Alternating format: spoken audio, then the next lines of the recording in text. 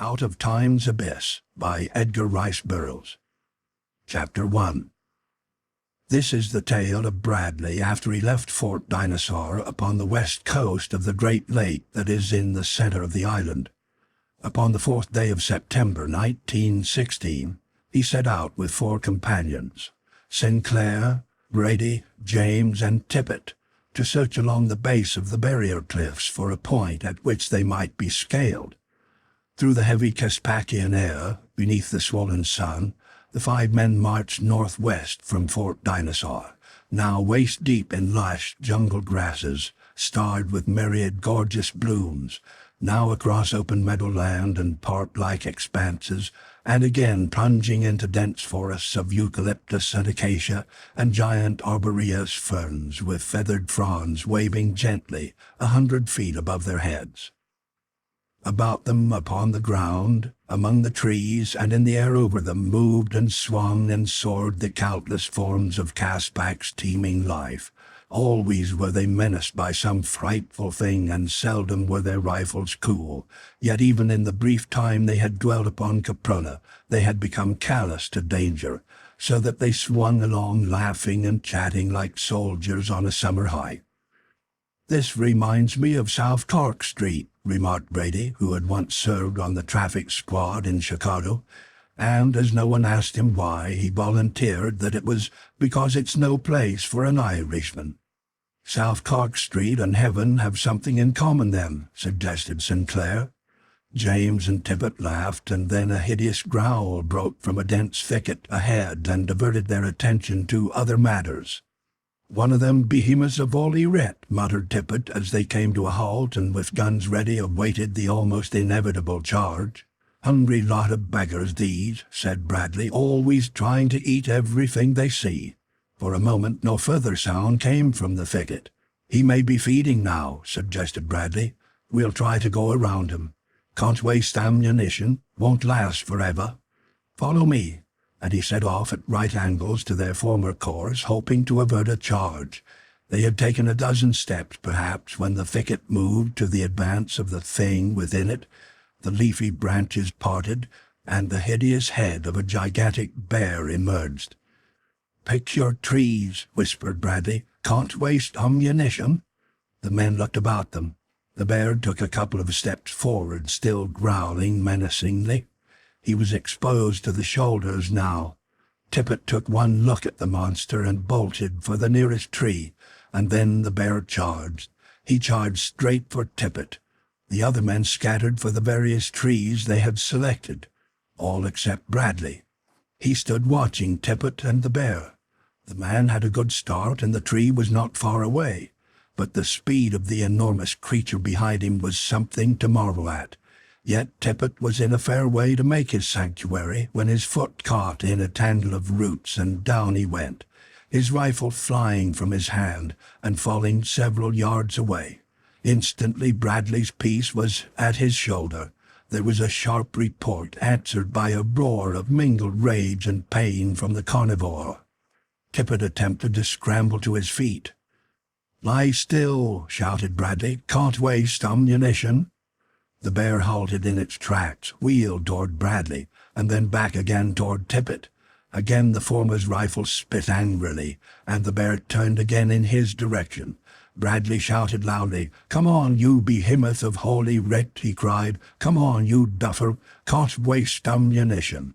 And as he saw the bear apparently upon the verge of deciding to charge him, he encouraged the idea by backing rapidly away, knowing that an angry beast will more often charge one who moves than one who lies still. And the bear did charge. Like a bolt of lightning he flashed down upon the Englishman. "Now run," Bradley called to Tippett, and himself turned in flight toward a nearby tree. The other men, now safely ensconced upon various branches, watched the race with breathless interest. Would Bradley make it? It seemed scarce possible. And if he didn't? James gasped at the thought.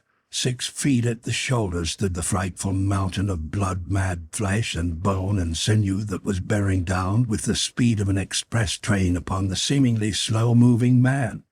It all happened in a few seconds, but they were seconds that seemed like hours to the men who watched. They saw Tippet leap to his feet at Bradley's shouted warning. They saw him run, stooping to recover his rifle as he passed the spot where it had fallen. They saw him glance back toward Bradley, and then they saw him stop short of the tree that might have given him safety, and turn back in the direction of the bear. Firing as he ran, Tippet raced after the great cave bear, the monstrous thing that should have been extinct ages before, ran for it and fired even as the beast was almost upon Bradley. The men in the trees scarcely breathed. It seemed to them such a futile thing for Tippet to do, and Tippet of all men. They had never looked upon Tippet as a coward. There seemed to be no cowards among that strangely assorted company that fate had gathered together from the four corners of the earth. But Tippet was considered a cautious man. Overcautious, some thought him. How futile he and his little pop gun appeared as he dashed after that living engine of destruction. But oh, how glorious! It was some such thought as this that ran through Brady's mind. Though articulated, it might have been expressed otherwise, albeit more forcefully. Just then it occurred to Brady to fire, and he, too, opened upon the bear. But at the same instant the animal stumbled and fell forward, though still growling most fearsomely. Tippet never stopped running or firing until he stood within a foot of the brute, which lay almost touching Bradley and was already struggling to regain its feet. Placing the muzzle of his gun against the bear's ear, Tippet pulled the trigger. The creature sank limply to the ground, and Bradley scrambled to his feet. "Good work, Tippet," he said. "Mightily obliged to you. Awful waste of ammunition, really." And then they resumed the march, and in 15 minutes the encounter had ceased even to be a topic of conversation. For 2 days they continued upon their perilous way. Already the cliffs loomed high and forbidding close ahead, without sign of break to encourage hope that somewhere they might be scaled. Late in the afternoon, the party crossed a small stream of warm water, upon the sluggishly moving surface of which floated countless millions of tiny green eggs, surrounded by a light scum of the same color, though of a darker shade. Their past experience of castback had taught them that they might expect to come upon a stagnant pool of warm water if they followed the stream to its source. But there they were, almost certain to find some of castback's grotesque, man-like creatures. Already, since they had disembarked from the U-33 after its perilous trip through the subterranean channel beneath the barrier cliffs had brought them into the inland sea of castback, had they encountered what had appeared to be 3 distinct types of these creatures. There had been the pure apes, huge, gorilla-like beasts, and those who walked a trifle more erect and had features with just a shade more of the human cast about them. Then there were men like Om, whom they had captured and confined at the fort. Om, the clubman. Well-known clubman, Titor had called him. Om and his people had knowledge of speech. They had a language in which they were unlike the race just inferior to them, and they walked much more erect, and were less hairy. But it was principally the fact that they possessed a spoken language and carried a weapon that differentiated them from the others. All of these peoples had proven belligerent in the extreme. In common with the rest of the fauna of Caprona, the first law of nature, as they seemed to understand it, was to kill, kill, kill. And so it was that Bradley had no desire to follow up the little stream toward the pool near which were sure to be the caves of some savage tribe. But fortune played him an unkind trick, for the pool was much closer than he imagined, its southern end reaching fully a mile south of the point at which they crossed the stream. And so it was that after forcing their way through a tangle of jungle vegetation, they came out upon the edge of the pool which they had wished to avoid. Almost simultaneously there appeared south of them a party of naked men armed with clubs and hatchets. Both parties halted as they caught sight of one another. The men from the fort saw before them a hunting party, evidently returning to its caves or village laden with meat. They were large men with features closely resembling those of the African Negro, though their skins were white. Short hair grew upon a large portion of their limbs and bodies, which still retained a considerable trace of apish progenitors.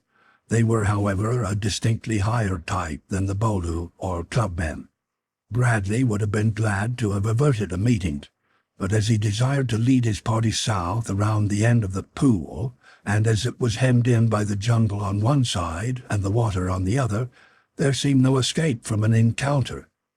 On the chance that he might avoid a clash, Bradley stepped forward with upraised hand. "We are friends," he called in the tongue of Baum, the Bolu who had been held prisoner at the fort. "Permit us to pass in peace. We will not harm you." At this the hatchet men set up a great jabbering with much laughter, loud and boisterous. "No," shouted one, "you will not harm us, for we shall kill you. Come, we kill, we kill." And with hideous shouts they charged down upon the Europeans. "Sinclair, you may fire," said Bradley quietly. "Pick off the leader. Can't waste ammunition." The Englishman raised his piece to his shoulder and took quick aim at the breast of the yelling savage, leaping toward them.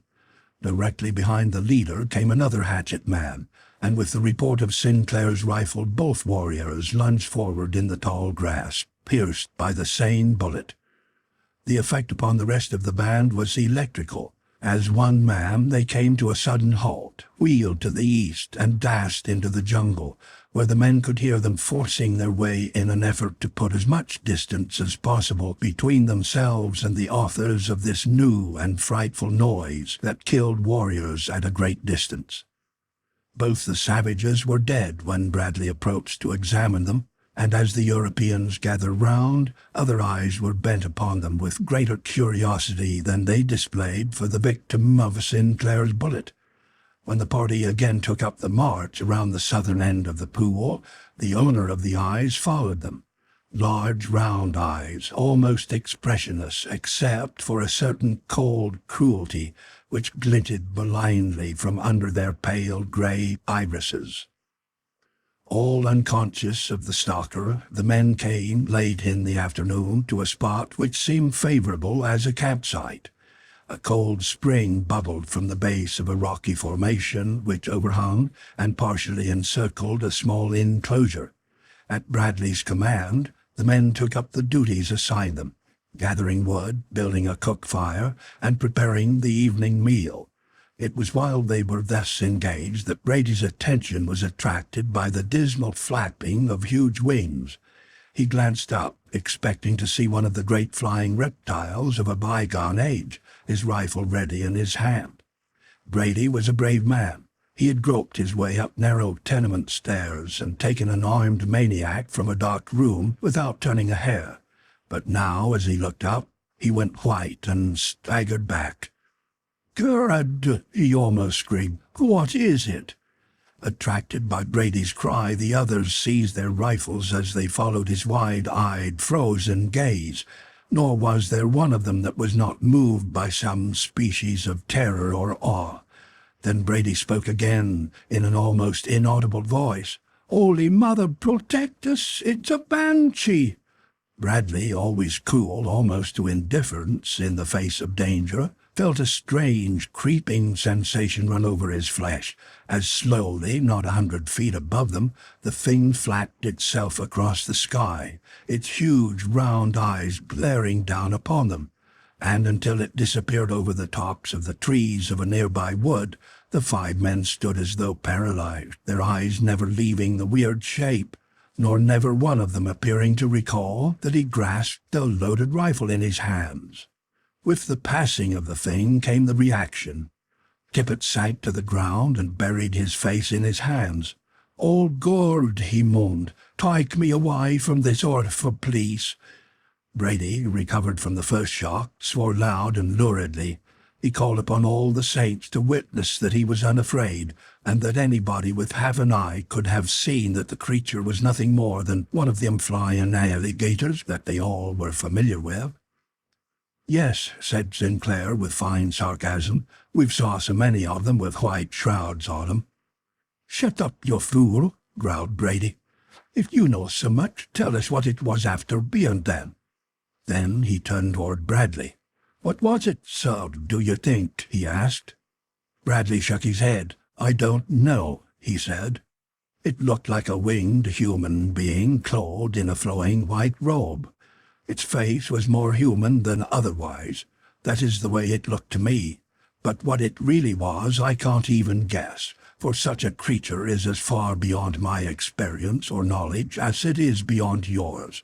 All that I am sure of is that whatever else it may have been, it was quite material.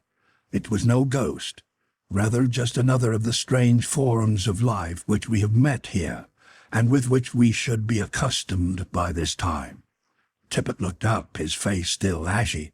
"You can't tell me," he cried. "I seen it. Blimey, I seen it. It was a dead man flying through the air. Didn't I see his eyes? Oh, Lord, didn't I see him?"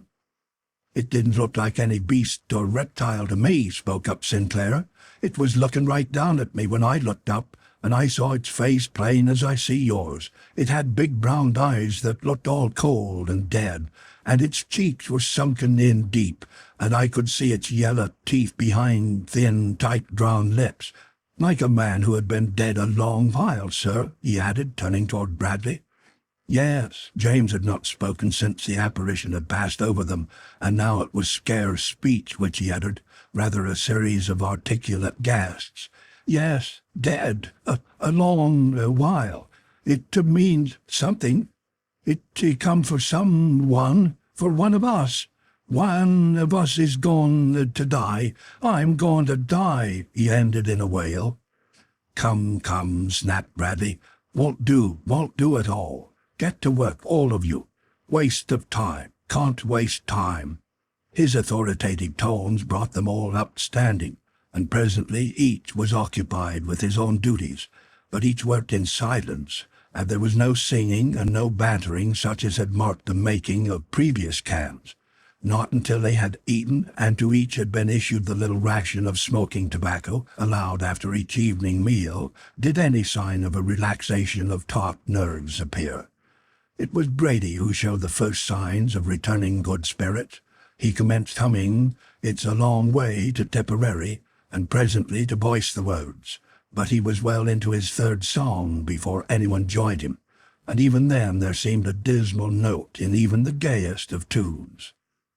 A huge fire blazed in the opening of their rocky shelter that the prowling carnivora might be kept at bay, and always one man stood on guard, watchfully alert against a sudden rush by some maddened beast of the jungle.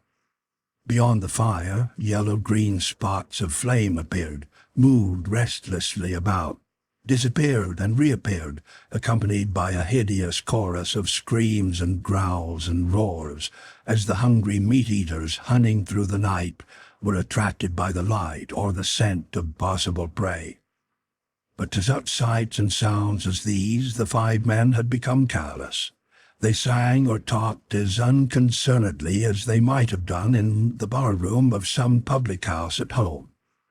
Sinclair was standing guard. The others were listening to Brady's description of traffic congestion at the Rush Street Bridge during the rush hour at night. The fire crackled cheerily. The owners of the yellow-green eyes raised their frightful chorus to the heavens. Conditions seemed again to have returned to normal. And then, as though the hand of death had reached out and touched them all, the five men tensed into sudden rigidity. Above the nocturnal diapason of the teeming jungle sounded a dismal flapping of wings, and overhead, through the thick night, a shadowy form passed across the diffused light of the flaring campfire. Sinclair raised his rifle and fired. An eerie wail floated down from above, and the apparition, whatever it might have been, was swallowed by the darkness. For several seconds the listening men heard the sound of those dismally flapping wings lessening in the distance, until they could no longer be heard. Bradley was the first to speak. "Shouldn't have fired, Sinclair," he said. "Can't waste ammunition." But there was no note of censure in his tone. It was as though he understood the nervous reaction that had compelled the other's act. "I couldn't help it, sir," said Sinclair. "Lord, it would take an Iron Man to keep from shooting at that awful thing. Do you believe in ghosts, sir?" "No," replied Bradley. "No such things." "I don't know about that," said Brady. "There was a woman murdered over on the prairie near Brighton. Her throat was cut from ear to ear and—" "Shut up," snapped Bradley. "My granddaddy used to live down Coppington Way," said Tippet. "They were a old, ruined castle on a hill nearby, and at midnight they used to see pale blue lights through the windows and air—" "Will you close your hatch?" demanded Bradley. "You fools will have yourselves scared to death in a minute. Now go to sleep." But there was little sleep in camp that night until utter exhaustion overtook the harassed men toward morning. Nor was there any return of the weird creature that had set the nerves of each of them on edge. The following forenoon the party reached the base of the barrier cliffs, and for 2 days marched northward in an effort to discover a break in the frowning abutment that raised its rocky face almost perpendicularly above them. Yet nowhere was there the slightest indication that the cliffs were scalable. Disheartened, Bradley determined to turn back toward the fort, as he already had exceeded the time decided upon by Bon Tyler and himself for the expedition. The cliffs for many miles had been trending in a northeasterly direction, indicating to Bradley that they were approaching the northern extremity of the island. According to the best of his calculations, they had made sufficient easting during the past 2 days to have brought them to a point almost directly north of Fort Dinosaur, and as nothing could be gained by retracing their steps along the base of the cliffs, he decided to strike due south through the unexplored country between them and the fort. That night, September 9, 1916, they made camp a short distance from the cliffs beside one of the numerous cool springs that are to be found within Caspak, oftentimes close beside the still more numerous warm and hot springs which feed the many pools. After supper the men lay smoking and chatting among themselves. Tippet was on guard.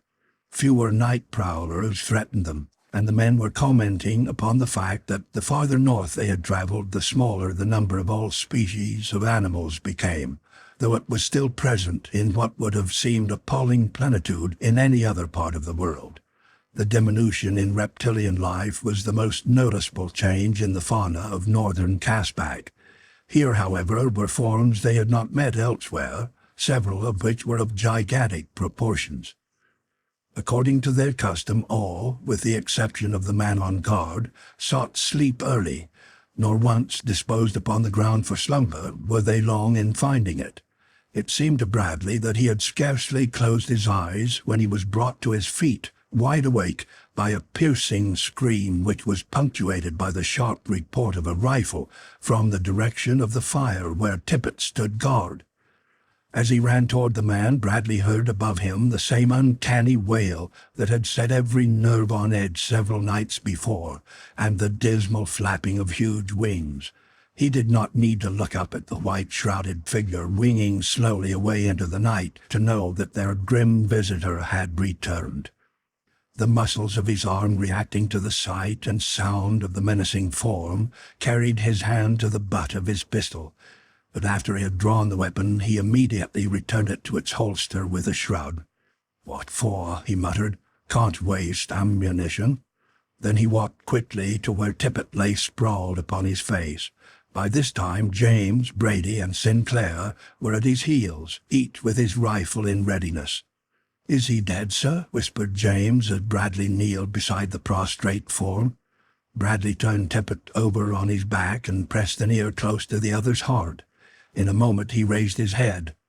"Fainted," he announced. "Get water. Hurry." Then he loosened Tippet's shirt at the throat, and when the water was brought, threw a cupful in the man's face. Slowly Tippet regained consciousness and sat up. At first he looked curiously into the faces of the men about him. Then an expression of terror overspread his features. He shot a startled glance up into the black void above, and then burying his face in his arms began to sob like a child.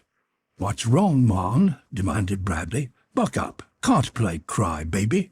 Waste of energy. What happened?" "What happened, sir? wailed Tippet. "Old Godard, sir, it came back. It came for me, sir. Right it did, sir. Straight hot me, sir. Hand with long white hands, and it cawed for me. Old Godard, it almost caught me, sir. I'm as good as dead. I'm a marked man, that's what I am. It was a garden for to carry me off, sir." "Stuff and nonsense," snapped Bradley. "Did you get a good look at it?" Tippet said that he did, a much better look than he wanted. The thing had almost clutched him, and he had looked straight into its eyes. "Dead eyes in the dead of face," he had described them. "What was it after being, do you think?" inquired Brady. "It was death," moaned Tippet, shuddering, and again a pall of gloom fell upon the little party. The following day Tippet walked as one in a trance. He never spoke except in reply to a direct question, which more often than not had to be repeated before it could attract his attention. He insisted that he was already a dead man, for if the thing didn't come for him during the day, he would never live through another night of agonized apprehension, waiting for the frightful end that he was positive was in store for him.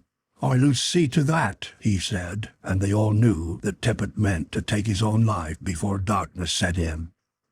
Bradley tried to reason with him, in his short, crisp way, but soon saw the futility of it, nor could he take the man's weapons from him without subjecting him to almost certain death from any of the numberless dangers that beset their way. The entire party was moody and glum. There was none of the bantering that had marked their intercourse before, even in the face of blighting hardships and hideous danger. This was a new menace that threatened them, something that they couldn't explain, and so naturally it aroused within them superstitious fear which Tippet's attitude only tended to augment. To add further to their gloom, their way led through a dense forest, where, on account of the underbrush, it was difficult to make even a mile an hour.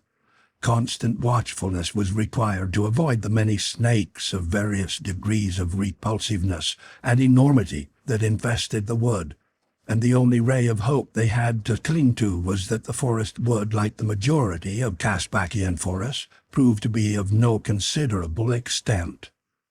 Bradley was in the lead when he came suddenly upon a grotesque creature of titanic proportions.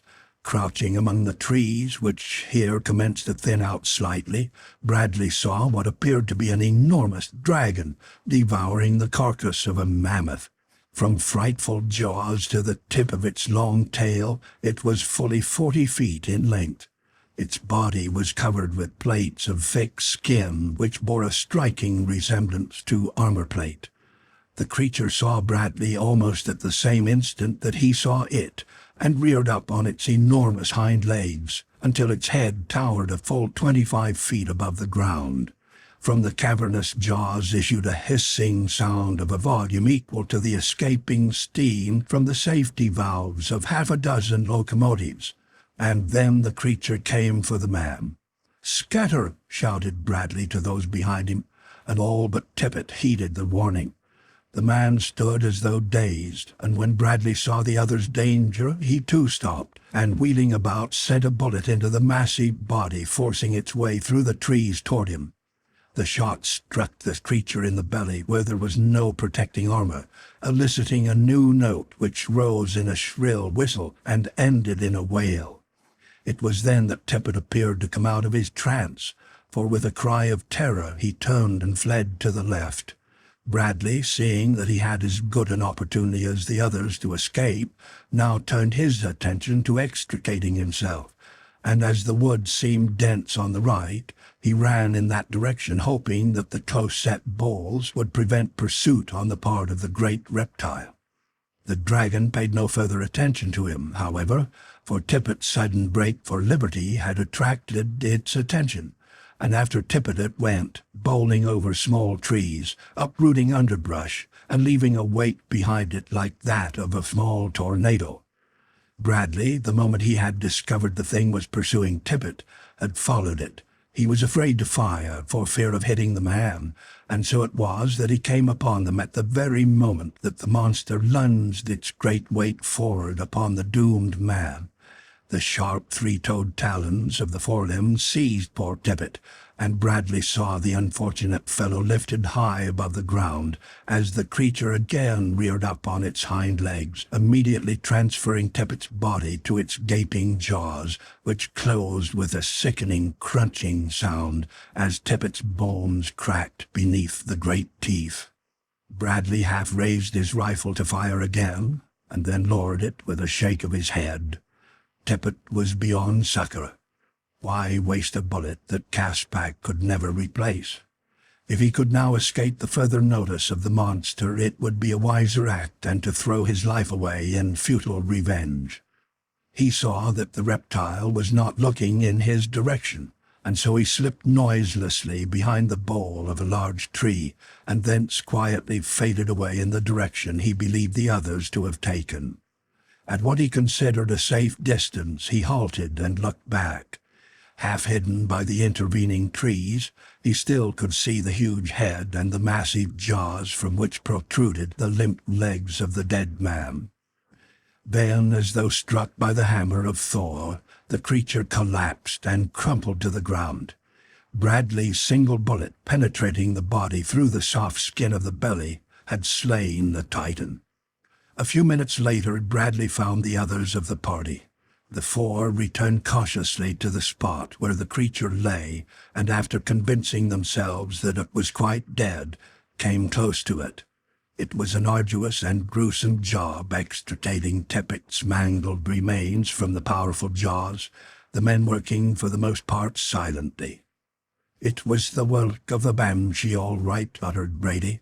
"It warned poor Tippet, it did. It killed him. That's what it did. And it'll kill some more of us," said James, his lower lip trembling. "If it was a ghost," interjected Sinclair, "and I don't say as it was, but if it was, why, it could take on any form it wanted to. It might have turned itself into this thing, which ain't no natural thing at all, just to get poor Tippet. If it had been a lion or something else human-like, it wouldn't look so strange. But this here thing ain't human-like. There ain't no such thing and never was." "Bullets don't kill ghosts," said Bradley, "so this couldn't have been a ghost. Furthermore, there are no such things. I've been trying to place this creature. Just succeeded. It's a Tyrannosaurus. Saw picture of skeleton in magazine. There's one in New York Natural History Museum. Seems to me it said it was found in place called Hell Creek, somewhere in western North America. Supposed to have lived about 6 million years ago." "Hell Creek's in Montana," said Sinclair. "I used to punch cows in Wyoming, and I've heard of Hell Creek. Do you suppose that there are things 6 million years old?"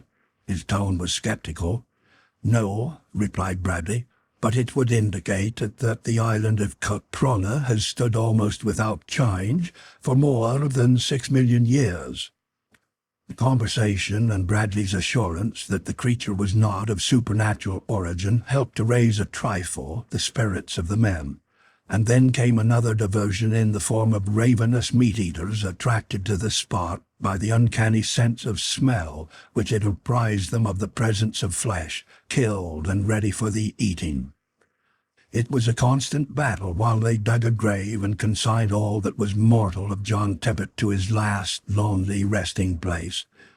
Nor would they leave that, but remain to fashion a rude headstone from a crumbling outcropping of sandstone, and to gather a mass of the gorgeous flowers growing in such a great profusion round them, and heap the new-made grave with bright blooms.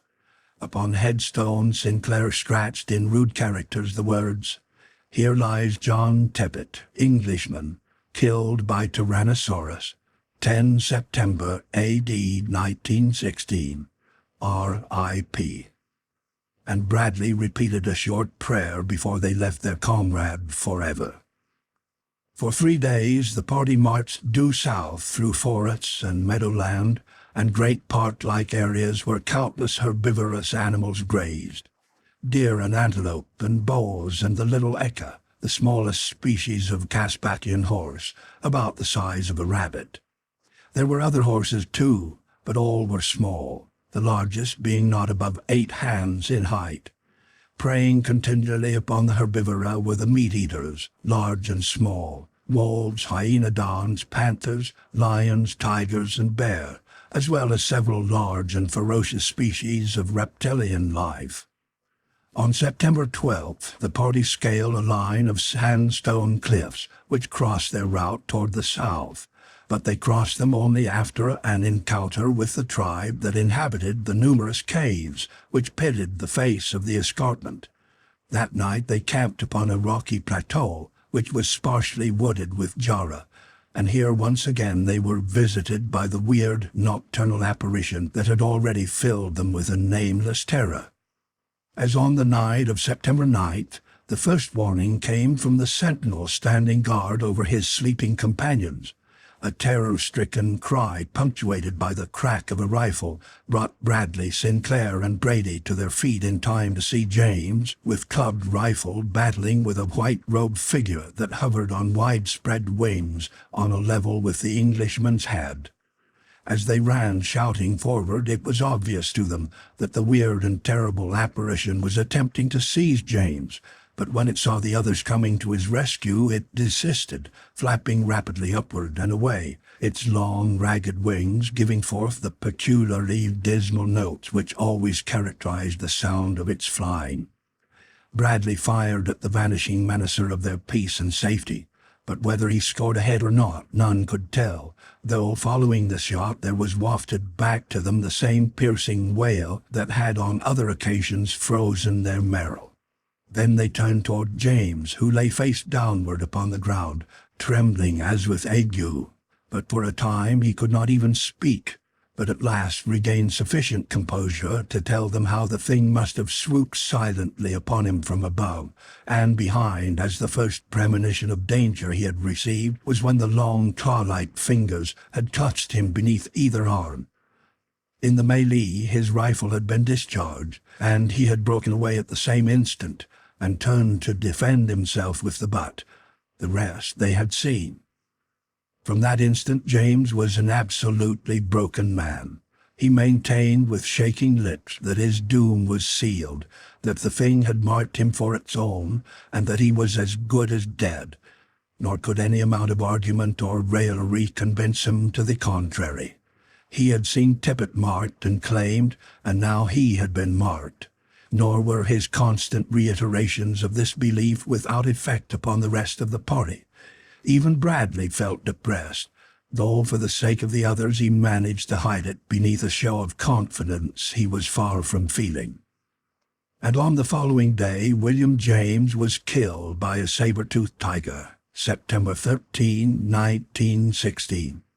Beneath a jarrah tree on the stony plateau on the northern edge of the Stolu country in the land that time forgot, he lies in a lonely grave marked by a rough headstone.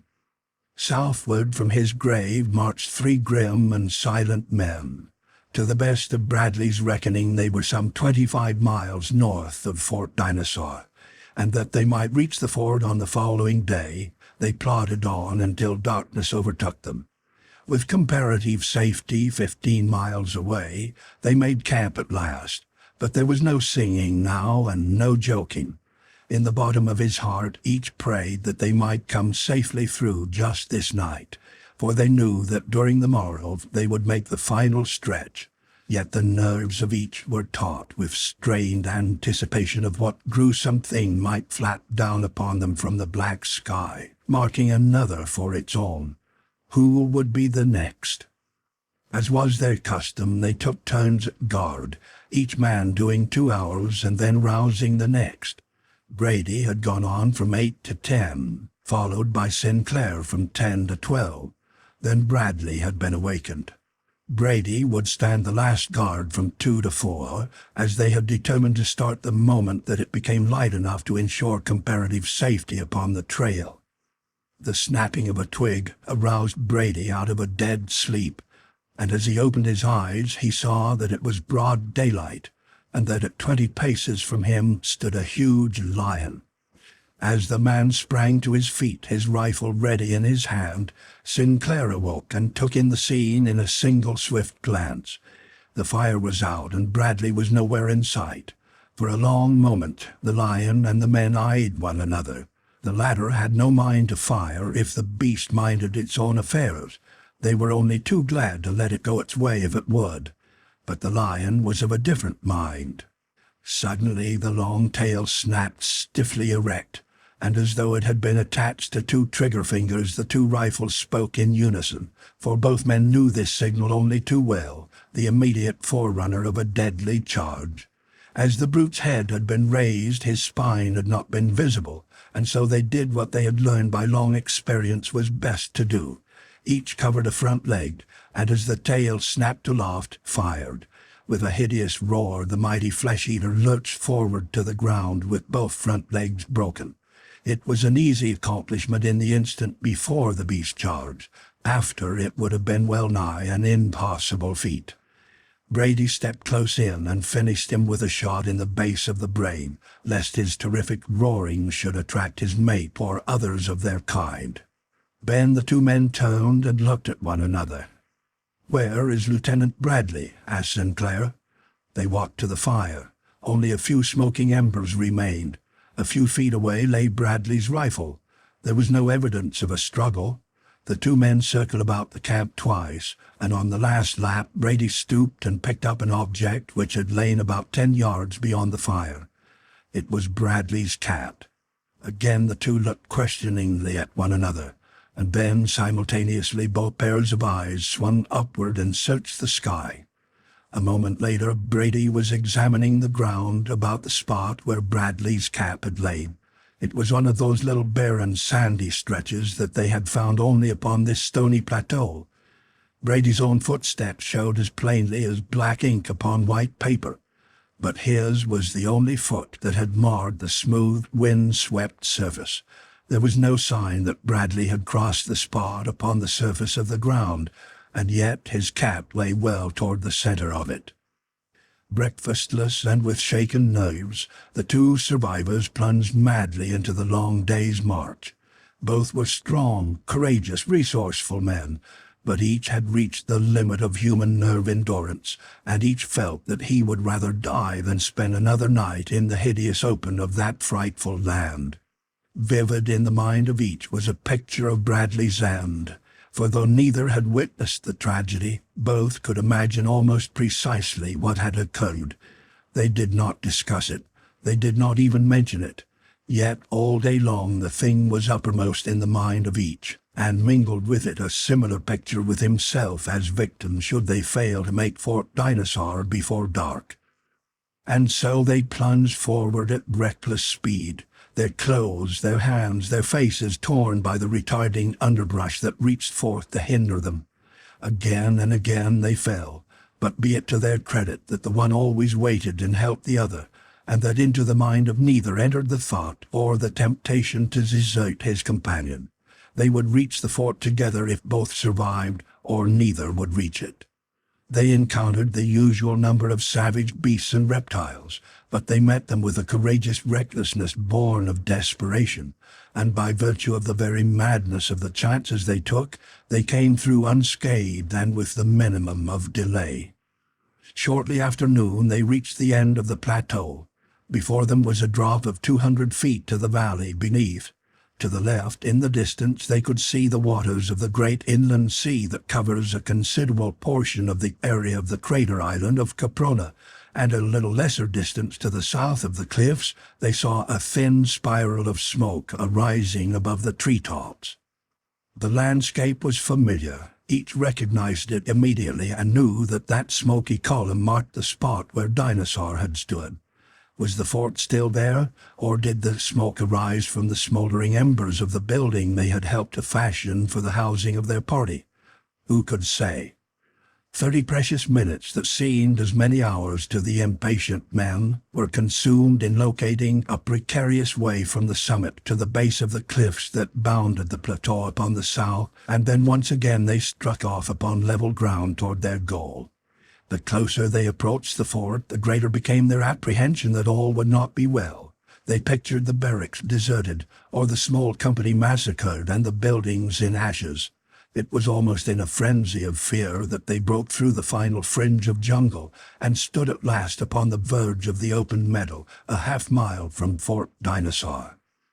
"Lord," ejaculated Sinclair, "they are still there," and he fell to his knees, sobbing. Brady trembled like a leaf as he crossed himself and gave silent thanks, for there before them stood the sturdy ramparts of Dinosaur, and from inside the enclosure rose a thin spiral of smoke that marked the location of the cookhouse. All was well then, and their comrades were preparing the evening meal. Across the clearing they raced as though they had not already covered in a single day a trackless primeval country that might easily have required 2 days by fresh and untired men. Within hailing distance they set up such a loud shouting that presently heads appeared above the top of the parapet, and soon answering shouts were rising from within Fort Dinosaur. A moment later 3 men issued from the enclosure and came forward to meet the survivors and listen to the hurried story of the 11 eventful days since they had set out upon their expedition to the barrier cliffs. They heard of the deaths of Tippett and James, and of the disappearance of Lieutenant Bradley, and a new terror settled upon Dinosaur. Olson, the Irish engineer, with Whiteley and Wilson, constituted the remnants of Dinosaur's defenders, and to Brady and Sinclair they narrated the salient events that had transpired since Bradley and his party had marched away on September 4th. They told them of the infamous act of Baron Friedrich von Schuenbortz and his German crew, who had stolen the U-33, breaking their parole and steaming away toward the subterranean opening through the barrier cliffs that carried the waters of the inland sea into the open Pacific beyond, and of the cowardly shelling of the fort. They told of the disappearance of Miss LaRue in the night of September 11th, and of the departure of Boland Tyler in search of her, accompanied only by his Airedale Nobbs.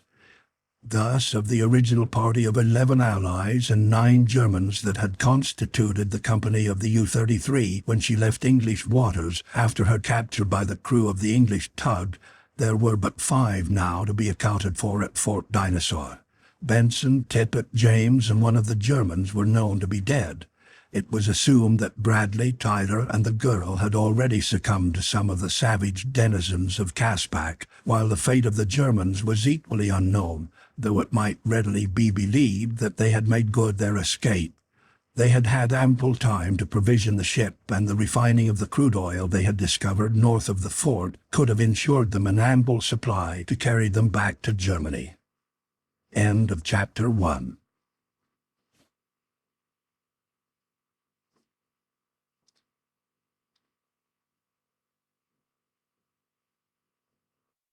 Chapter 2. When Bradley went on guard at midnight, September 14th, his thoughts were largely occupied with rejoicing that the night was almost spent without serious mishap, and that the morrow would doubtless see them all safely returned to Fort Dinosaur. The hopefulness of his mood was tinged with sorrow by recollection of the 2 members of his party who lay back there in the savage wilderness, and for whom there would never again be a homecoming. No premonition of impending ill cast gloom over his anticipations for the coming day, for Bradley was a man who, while taking every precaution against possible danger, permitted no gloomy forebodings to weigh down his spirit. When danger threatened, he was prepared, but he was not forever courting disaster, and so it was that when, about 1 o'clock in the morning of the 15th, he heard the dismal flapping of giant wings overhead, he was neither surprised nor frightened, but idly prepared for an attack he had known might reasonably be expected. The sound seemed to come from the south, and presently, low above the trees in that direction, the man made out a dim, shadowy form circling slowly about. Bradley was a brave man, yet so keen was the feeling of revulsion engendered by the sight and sound of that grim, uncanny shape that he distinctly felt the gooseflesh rise over the surface of his body, and it was with difficulty that he refrained from following an instinctive urge to fire upon the nocturnal intruder. Better, far better would it have been had he given in to the insistent demand of his subconscious mentor, but his almost fanatical obsession to save ammunition proved now his undoing. For while his attention was riveted upon the thing circling before him, and while his ears were filled with the beating of its wings, there swooped silently out of the black night behind him another weird and ghostly shape. With its huge wings partly closed for the dive, and its white robe fluttering in its wake, the apparition swooped down upon the Englishman. So great was the force of the impact when the thing struck Bradley between the shoulders that the man was half stunned. His rifle flew from his grasp. He felt claw-like talons of great strength seize him beneath his arms and sweep him off his feet. And then the thing rose swiftly with him, so swiftly that his cap was blown from his head by the rush of air as he was borne rapidly upward into the inky sky, and the cry of warning to his companions was forced back into his lungs. The creature wheeled immediately toward the east, and was at once joined by its fellow, who circled them once and then fell in behind them. Bradley now realized the strategy that the pair had used to capture him, and at once concluded that he was in the power of reasoning beings closely related to the human race, if not actually of it. Past experience suggested that the great wings were a part of some ingenious mechanical device, for the limitations of the human mind, which is always loath to accept aught beyond its own little experience, would not permit him to entertain the idea that the creatures might be naturally winged, and at the same time of human origin. From his position Bradley could not see the wings of his captor, nor in the darkness had he been able to examine those of the second creature closely when it circled before him. He listened for the puff of a motor or some other telltale sound that would prove the correctness of his theory. However, he was rewarded with nothing more than the constant flap, flap. Presently, far below and ahead, he saw the waters of the inland sea, and a moment later he was borne over them. Then his captor did that which proved beyond doubt to Bradley that he was in the hands of human beings who had devised an almost perfect scheme of duplicating, mechanically, the wings of a bird. The thing spoke to its companion, and in a language that Bradley partially understood, since he recognized words that he had learned from the savage races of Caspak. From this he judged that they were human, and being human he knew that they could have no natural wings, for who had ever seen a human being so adorned? Therefore their wings must be mechanical. Thus Bradley reasoned, thus most of us reason, not by what might be possible, but by what has fallen within the range of our experience. What he heard them say was to the effect that having covered half the distance, the burden would now be transferred from one to the other. Bradley wondered how the exchange was to be accomplished. He knew that those giant wings would not permit the creatures to approach one another closely enough to effect the transfer in this manner, but he was soon to discover that they had other means of doing it. He felt the thing that carried him rise to a great altitude, and below he glimpsed momentarily the second white-robed figure. Then the creature above sounded a low call. It was answered from below, and instantly Bradley felt the clutching talons release him. Gasping for breath, he hurtled downward through space. For a terrifying instant, pregnant with horror, Bradley fell. Then something swooped for him from behind. Another pair of talons clutched him beneath the arms. His downward rush was checked. Within another 100 feet, and close to the surface of the sea, he was again borne upward. As a hawk dives for a songbird on the wing, so this great human bird dived for Bradley. It was a harrowing experience, but soon over, and once again the captive was being carried swiftly toward the east, and what fate he could not even guess. It was immediately following his transfer in midair that Bradley made out the shadowy form of a large island far ahead, and not long after he realized that this must be the intended destination of his captors. Nor was he mistaken.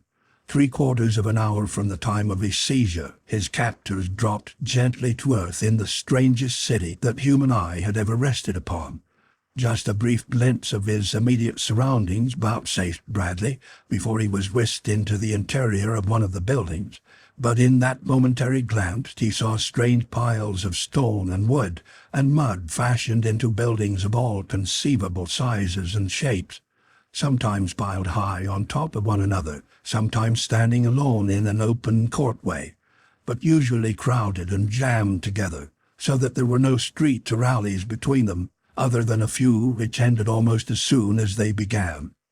The principal doorways appeared to be in the roofs, and it was through one of these that Bradley was inducted into the dark interior of a low-ceiled roof. Here he was pushed roughly into a corner, where he tripped over a thick mat, and there his captors left him.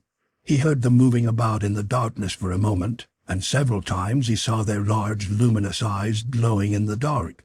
Finally, these disappeared, and silence reigned, broken only by the breathing of the creature which indicated to the Englishman that they were sleeping somewhere in the same apartment. It was now evident that the mat upon the floor was intended for sleeping purposes, and that the rough shove that had sent him to it had been a rude invitation to repose. After taking stock of himself, and finding that he still had his pistol and ammunition, some matches, a little tobacco, a canteen full of water, and a razor, Bradley made himself comfortable upon the mat, and was soon asleep, knowing that an attempted escape in the darkness without knowledge of his surroundings would be predoomed to failure. When he awoke, it was broad daylight, and the sight that met his eyes made him rub them again and again to assure himself that they were really open, and that he was not dreaming. A broad shaft of morning light poured through the open doorway in the ceiling of the room, which was about 30 feet square, or roughly square, being irregular in shape, one side curving outward, another being indented by what might have been the corner of another building jutting into it, another alcoved by 3 sides of an octagon, while the fourth was serpentine in contour. 2 windows let in more daylight, while 2 doors evidently gave ingress to other rooms. The walls were partially sealed with thin strips of wood, nicely fitted and finished, partially plastered, and the rest covered with a fine woven cloth. Figures of beasts and reptiles were painted without regard to any uniform scheme here and there upon the walls. A striking feature of the decorations consisted of several engaged columns set into the walls at no regular intervals, the capitals of each supporting a human skull, the cranium of which touched the ceiling as though the latter was supported by these grim reminders either of departed relatives or of some hideous tribal rite. Bradley could not but wonder which. Yet it was none of these things that filled him with greatest wonder. No, it was the figures of the 2 creatures that had captured him and brought him hither. At one end of the room a stout pole about 2 inches in diameter ran horizontally from wall to wall, some 6 or 7 feet from the floor, its ends securely set in 2 of the columns. Hanging by their knees from this perch, their heads downward, and their bodies wrapped in their huge wings, slept the creatures of the night before. Like 2 great horrid bats they hung, asleep.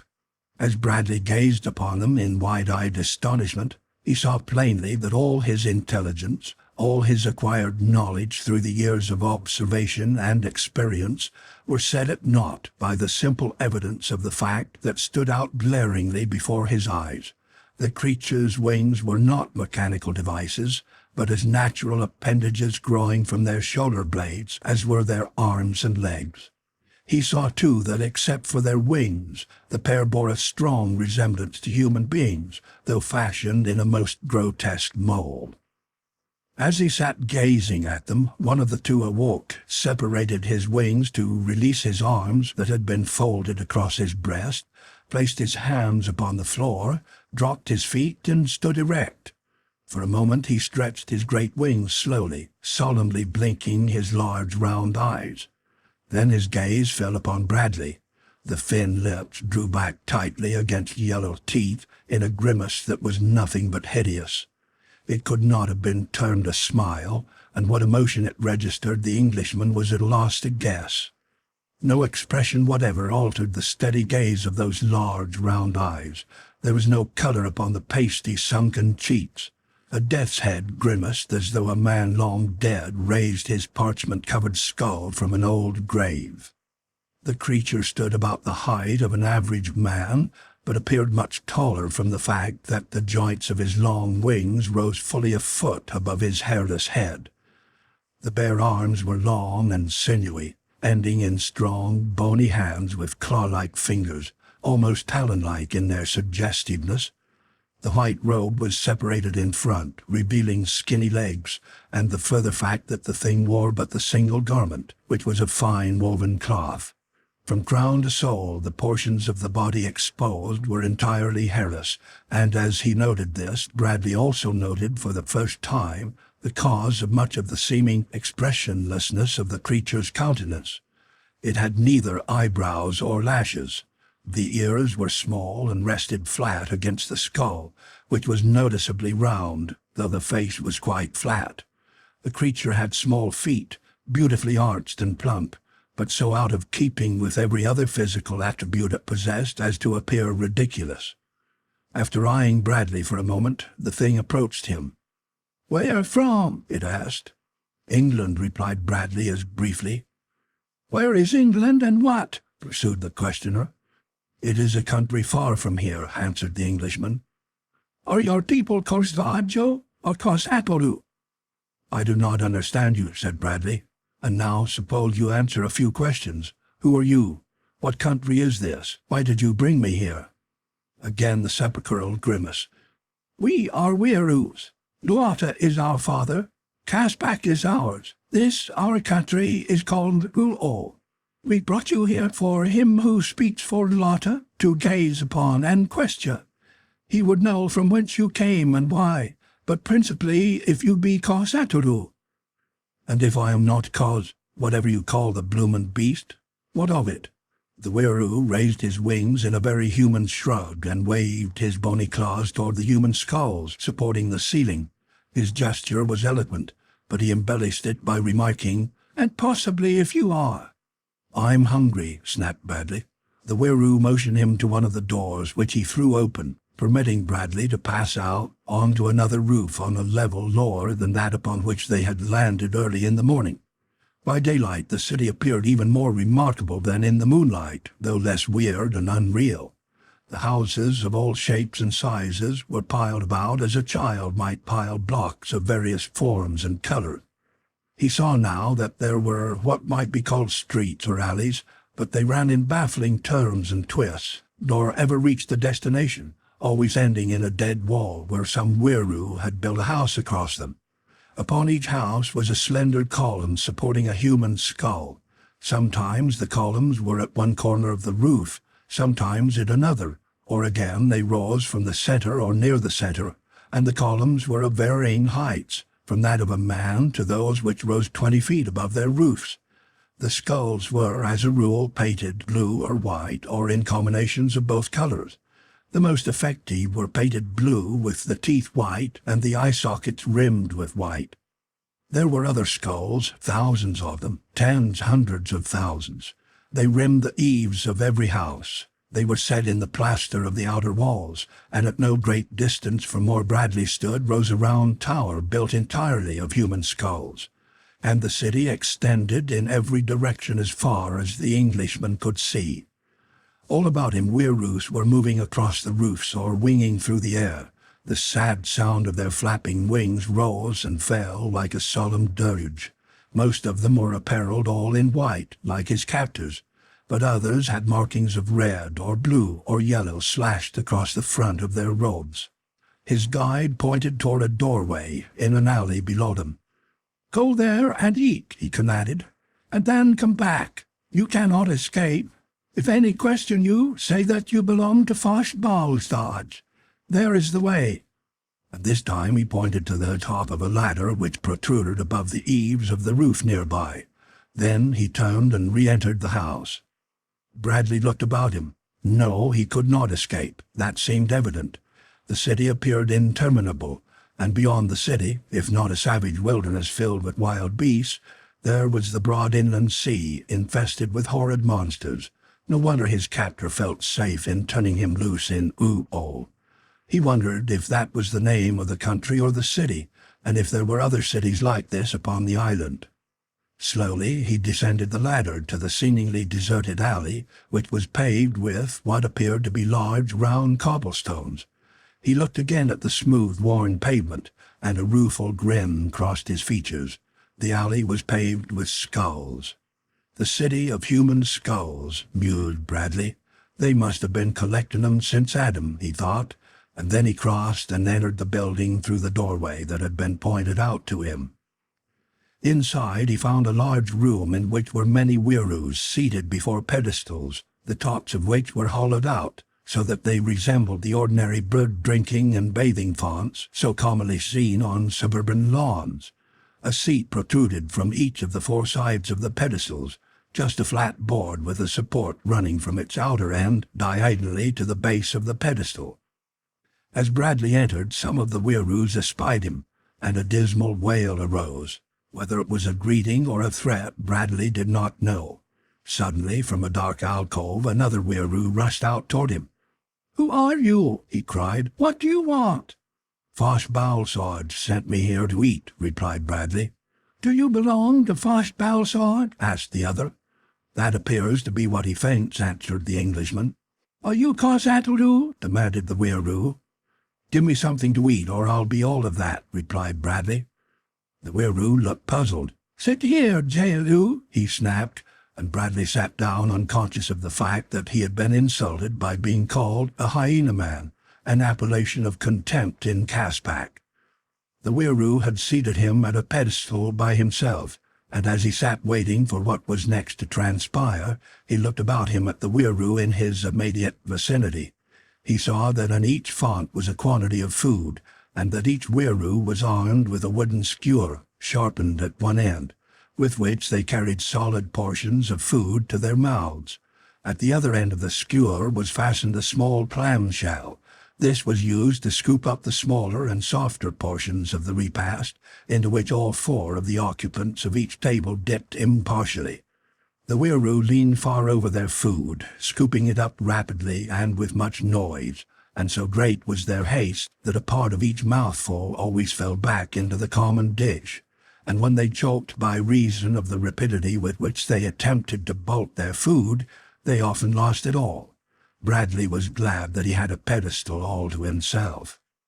Soon the keeper of the place returned with a wooden bowl filled with food. This he dumped into Bradley's trough, as he already thought of it.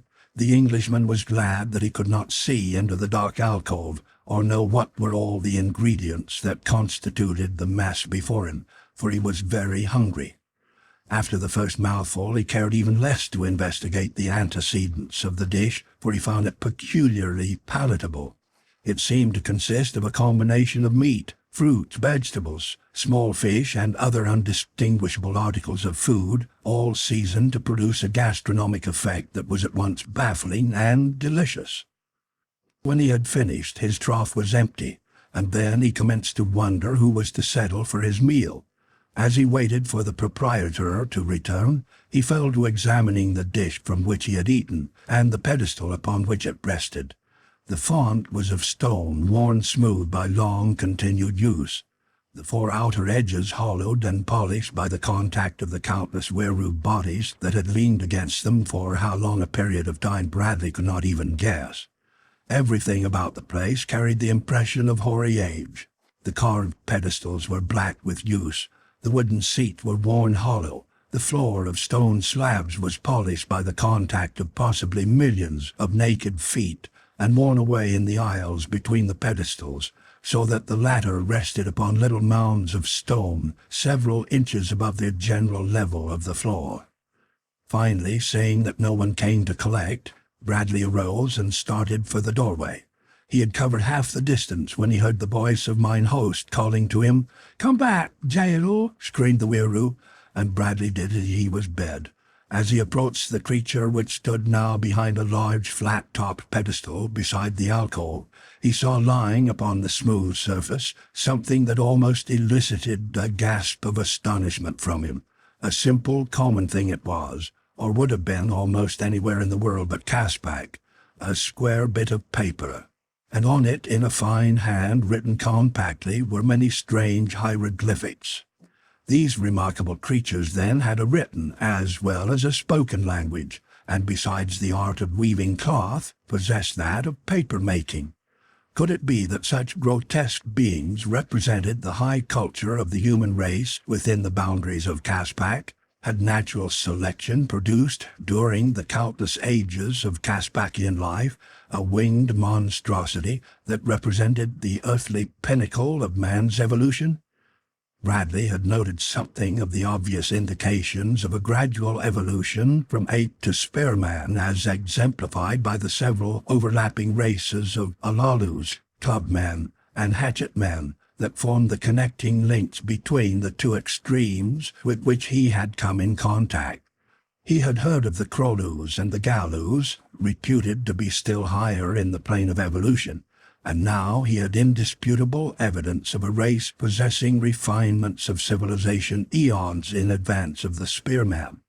The conjectures awakened by even a momentary consideration of the possibilities involved became at once as wildly bizarre as the insane imagings of a drug addict. As these thoughts flashed through his mind, the Weiroo held out a pen of bone fixed to a wooden holder, at the same time made a sign that Bradley was to write upon the paper. It was difficult to judge from the expressionless features of the Weiroo what was passing in the creature's mind, but Bradley could not but feel that the thing cast a supercilious glance upon him, as much as to say, "Of course you do not know how to write, you poor old creature, but you can make your mark." Bradley seized the pen and in a clear, bold hand wrote, "John Bradley, England." The Weiroo showed evidences of consternation as it seized the piece of paper and examined the writing with every mark of incredulity and surprise. Of course it could make nothing of the strange characters, but it evidently accepted them as proof that Bradley possessed knowledge of a written language of his own, for following the Englishman's entry it made a few characters of its own. "You will come here again just before Lua hides his face behind the great cliff," announced the creature, "unless before that you are summoned by him who speaks for Luata, in which case you will not have to eat any more." Reassuring cuss, thought Bradley as he turned and left the building. Outside were several Weeroos that had been eating at the pedestals within. They immediately surrounded him, asking all sorts of questions, plucking at his garments, his ammunition belt, and his pistol. Their demeanor was entirely different from what it had been within the eating place, and Bradley was to learn that a house of food was sanctuary for him, since the stern laws of the Weeroos forbade altercations within such walls. Now they were rough and threatening, as with wings half spread they hovered about him in menacing attitudes, barring his way to the ladder leading to the roof from whence he had descended. But the Englishman was not one to brook interference for long. He attempted at first to push his way past them, and then, when one seized his arm and jerked him roughly back, Bradley swung upon the creature and with a heavy blow to the jaw felled it. Instantly pandemonium reigned. Loud wails arose, great wings opened and closed with a loud beating noise, and many claw-like hands reached forth to clutch him. Bradley struck to right and left. He dared not use his pistol for fear that once they discovered its power, he would be overcome by weight of numbers and relieved of possession of what he considered his trump card, to be reserved until the last moment that it might be used to aid in his escape. For already the Englishman was planning, though almost hopelessly, such an attempt. A few blows convinced Bradley that the Weeroos were arrant cowards, and that they bore no weapons, for after 2 or 3 had fallen beneath his fists, the others formed a circle about him, but at a safe distance, and contented themselves with threatening and blustering, while those whom he had felled lay upon the pavement without trying to arise, the while they moaned and wailed in lugubrious chorus. Again Bradley strode toward the ladder, and this time the circle parted before him. But no sooner had he ascended a few rungs than he was seized by one foot, and an effort made to drag him down. With a quick backward glance, the Englishman, clinging firmly to the ladder with both hands, drew up his free foot, and with all the strength of a powerful leg planted a heavy shoe squarely in the flat face of the Weiroo that held him. Shrieking horribly, the creature clapped both hands to its face and sank to the ground while Bradley clambered quickly the remaining distance to the roof, though no sooner did he reach the top of the ladder than a great flapping of wings beneath him warned him that the Wieroos were rising after him. A moment later they swarmed about his head as he ran for the apartment in which he had spent the early hours of the morning after his arrival. It was but a short distance from the top of the ladder to the doorway, and Bradley had almost reached his goal when the door flew open and Balsoom stepped out. Immediately the pursuing Wieroos demanded punishment of the Jeru who had so grievously maltreated them. Balsoom listened to their complaints, and then with a sudden sweep of his right hand seized Bradley by the scruff of the neck and hurled him sprawling through the doorway upon the floor of the chamber. So sudden was the assault, and so surprising the strength of the Wieroo, that the Englishman was taken completely off his guard. When he arose, the door was closed, and Balsoom was standing over him, his hideous face contorted into an expression of rage and hatred. "Hyena, snake, lizard!" he screamed. "You would dare lay your low, vile, profaning hands upon even the lowliest of the Wieroos, the sacred chosen of Luata?" Bradley was mad, and so he spoke in a very low, calm voice, while a half-smile played across his lips, but his cold, grey eyes were unsmiling. "What you did to me just now," he said, "I am going to kill you for that." And even as he spoke he launched himself at the throat of Balsoom. The other Wieroo that had been asleep when Bradley left the chamber had departed, and the two were alone. Balsoom displayed little of the cowardice of those that had attacked Bradley in the alleyway, but that may have been because he had so slight opportunity, for Bradley had him by the throat before he could utter a cry, and with his right hand struck him heavily and repeatedly upon his face and over his heart, ugly, smashing, short-armed jabs of the sort that take the fight out of a man in quick time. But Balsoom was of no mind to die passively. He clawed and struck at Bradley, while with his great wings he attempted to shield himself from the merciless rain of blows, at the same time searching for a hold upon his antagonist's throat. Presently he succeeded in tripping the Englishman, and together the two fell heavily to the floor, Bradley underneath, and at the same instant the Wieroo fastened his long talons about the other's windpipe. Balsoom was possessed of enormous strength, and he was fighting for his life. The Englishman soon realized that the battle was going against him. Already his lungs were pounding painfully for air as he reached for his pistol. It was with difficulty that he drew it from its holster, and even then, with death staring him in the face, he thought of his precious ammunition. "Can't waste it," he thought, and slipping his fingers to the barrel, he raised the weapon and struck Balsoom a terrific blow between the eyes. Instantly the claw-like fingers released their hold, and the creature sank limply to the floor beside Bradley, who lay for several minutes gasping painfully in an effort to regain his breath. When he was able, he rose and leaned close over the Wieroo, lying silent and motionless, his wings dropping limply, and his great round eyes staring blankly toward the ceiling. A brief examination convinced Bradley that the thing was dead, and with the conviction came an overwhelming sense of the dangers which must now confront him. But how was he to escape? His first thought was to find some means for concealing the evidence of his deed, and then to make a bold effort to escape. Stepping to the second door, he pushed it gently open and peered in upon what seemed to be its storeroom.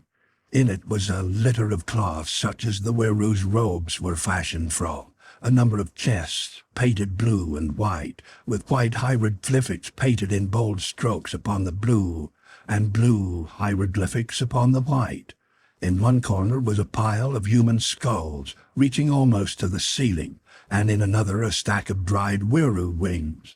The chamber was as irregularly shaped as the other, and had but a single window, and a second door at the further end, but was without the exit through the roof, and, most important of all, there was no creature of any sort in it. As quickly as possible, Bradley dragged the dead Wieroo through the doorway and closed the door. Then he looked about for a place to conceal the corpse. One of the chests was large enough to hold the body if the knees were bent well up, and with this idea in view, Bradley approached the chest to open it. The lid was made in 2 pieces, each being hinged at an opposite end of the chest, and joining nicely where they met in the center of the chest, making a snug, well-fitting joint. There was no lock. Bradley raised one half the cover and looked in. With a smothered, "By Jove!" he bent closer to examine the contents. The chest was about half filled with an assortment of golden trinkets. There were what appeared to be bracelets, anklets, and brooches of virgin gold. Realizing that there was no room in the chest for the body of the Weru, Bradley turned to seek another means of concealing the evidence of his crime. There was a space between the chest and the wall, and into this he forced the corpse, piling the discarded robes upon it until it was entirely hidden from sight. But now how was he to make good his escape in the bright glare of that early spring day? He walked to the door at the far end of the apartment, and cautiously opened it an inch. Before him and about 2 feet away was the blank wall of another building. Bradley opened the door a little farther and looked in both directions. There was no one in sight to the left, over a considerable expanse of rooftop, and to the right another building shut off his line of vision at about 20 feet. Slipping out, he turned to the right, and in a few steps found a narrow passageway between 2 buildings. Turning into this, he passed about half its length when he saw a Weru appear at the opposite end and halt. The creature was not looking down the passageway, but at any moment it might turn its eyes toward him, when he would be immediately discovered. To Bradley's left was a triangular niche in the wall of one of the houses, and into this he dodged, thus concealing himself from the sight of the Weru. Beside him was a door painted a vivid yellow and constructed after the same fashion as the other Weru doors he had seen, being made up of countless narrow strips of wood from 4 to 6 inches in length, laid on in patches of about the same width, the strips in adjacent patches never running in the same direction. The result bore some resemblance to a crazy patchwork quilt, which was heightened when, as in one of the doors he had seen, contiguous patches were painted different colors. The strips appeared to have been bound together, and to the underlying framework of the door with gut or fiber, and also glued, after which a thick coating of paint had been applied. One edge of the door was formed of a straight, round pole, about 2 inches in diameter, that protruded at top and bottom, the projection setting in round holes in both lintel and sill, forming the axis upon which the door swung. An eccentric disc upon the inside face of the door engaged a slot in the frame, when it was desired to secure the door against intruders. As Bradley stood flattened against the wall, waiting for the Weru to move on, he heard the creature's wings brushing against the sides of the buildings as it made its way down the narrow passage in his direction. As the yellow door offered the only means of escape without detection, the Englishman decided to risk whatever might lie beyond it, and so, boldly pushing it in, he crossed the threshold and entered a small apartment. As he did so, he heard a muffled ejaculation of surprise, and turning his eyes in the direction from whence the sound had come, he beheld a wide-eyed girl standing flattened against the opposite wall, an expression of incredulity upon her face. At a glance he saw that she was of no race of humans that he had come in contact with since his arrival upon Caprona. There was no trace about her form or features of any relationship to those low orders of men, nor was she apparelled as they, or rather she did not entirely lack apparel, as did most of them. A soft hide fell from her left shoulder to just below her left hip on one side, and almost to her right knee on the other. A loose girdle was about her waist, and golden ornaments such as he had seen in the blue and white chest encircled her arms and legs, while a golden fillet with a triangular diadem bound her heavy hair above her brows. Her skin was white as from long confinement within doors, but it was clear and fine. Her figure, partially concealed by the soft deerskin, was all curves of symmetry and youthful grace, while her features might easily have been the envy of the most feted of continental beauties. If the girl was surprised by the sudden appearance of Bradley, the latter was absolutely astounded to discover so wondrous a creature among the hideous inhabitants of the city of human skulls. For a moment the two looked at one another in unconcealed consternation, and then Bradley spoke, using, to the best of his poor ability, the common tongue of Caspak. "Who are you?" he asked, "and from where do you come? Do not tell me that you are a Weiroo." "No," she replied, "I am no Weiroo," and she shuddered slightly as she pronounced the word. "I am a Galoo. But who and what are you? I am sure that you're no Galoo from your garments, but you're like the Galoos in other respects. I know that you're not of this frightful city, for I have been here for almost 10 moons, and never have I seen a male Galoo brought hither before, nor are there such as you and I, other than prisoners in the land of Guol, and these are all females. Are you a prisoner then?" He told her briefly who and what he was, though he doubted if she understood, and from her he learned that she had been a prisoner there for many months, but for what purpose he did not then learn, as in the midst of their conversation the yellow door swung open, and a Weiroo with a robe slashed with yellow entered. At sight of Bradley the creature became furious. "Whence came this reptile?" it demanded of the girl. "How long has it been here with you?" "It came through the doorway just ahead of you," Bradley answered for the girl. The Weiroo looked relieved. "It is well for the girl that this is so," it said, "for now only you will have to die." And stepping to the door, the creature raised its voice in one of those uncanny, depressing wails. The Englishman looked toward the girl. "Shall I kill it?" he asked, half drawing his pistol. "What is best to do? I do not wish to endanger you." The Weiroo backed toward the door. "Defiler!" it screamed. "You dare to threaten one of the sacred chosen of Luata!" "Do not kill him," cried the girl. "For them there could be no hope for you. That you are here alive shows that they may not intend to kill you at all, and so there is a chance for you if you do not anger them. But touch him in violence, and your bleached skull will top the loftiest pedestal of Uo." "And what of you?" asked Bradley. "I am already doomed," replied the girl. "I am Cosatalo." "Cosatalo? Cosataloo?" What did these phrases mean that they were so oft repeated by the denizens of Uo? Lu and Lo, Bradley knew to mean man and woman. Ata was employed variously to indicate life, eggs, young, reproduction, and kindred subject. Kos was a negative, but in combination they were meaningless to the European. "Do you mean they will kill you?" asked Bradley. "I but wish that they would," replied the girl. "My fate is to be worse than death. In just a few nights more, with the coming of the new moon." "Poor she-snake," snapped the Weiroo. "You are to become sacred above all other shes. He who speaks for Luata has chosen you for himself. Today you go to his temple." The Weiroo used a phrase meaning literally high place. "Where you will receive the sacred commands." The girl shuddered and cast a sorrowful glance toward Bradley. "Oh," she sighed, "if I could but see my beloved country once again." The man stepped suddenly close to her side before the Weiroo could interpose, and in a low voice asked her if there was no way by which he might encompass her escape. She shook her head sorrowfully. "Even if we escaped the city," she replied, "there is the big water between the island of Uo and the Galoo shore." "And what is beyond the city, if we could leave it?" pursued Bradley.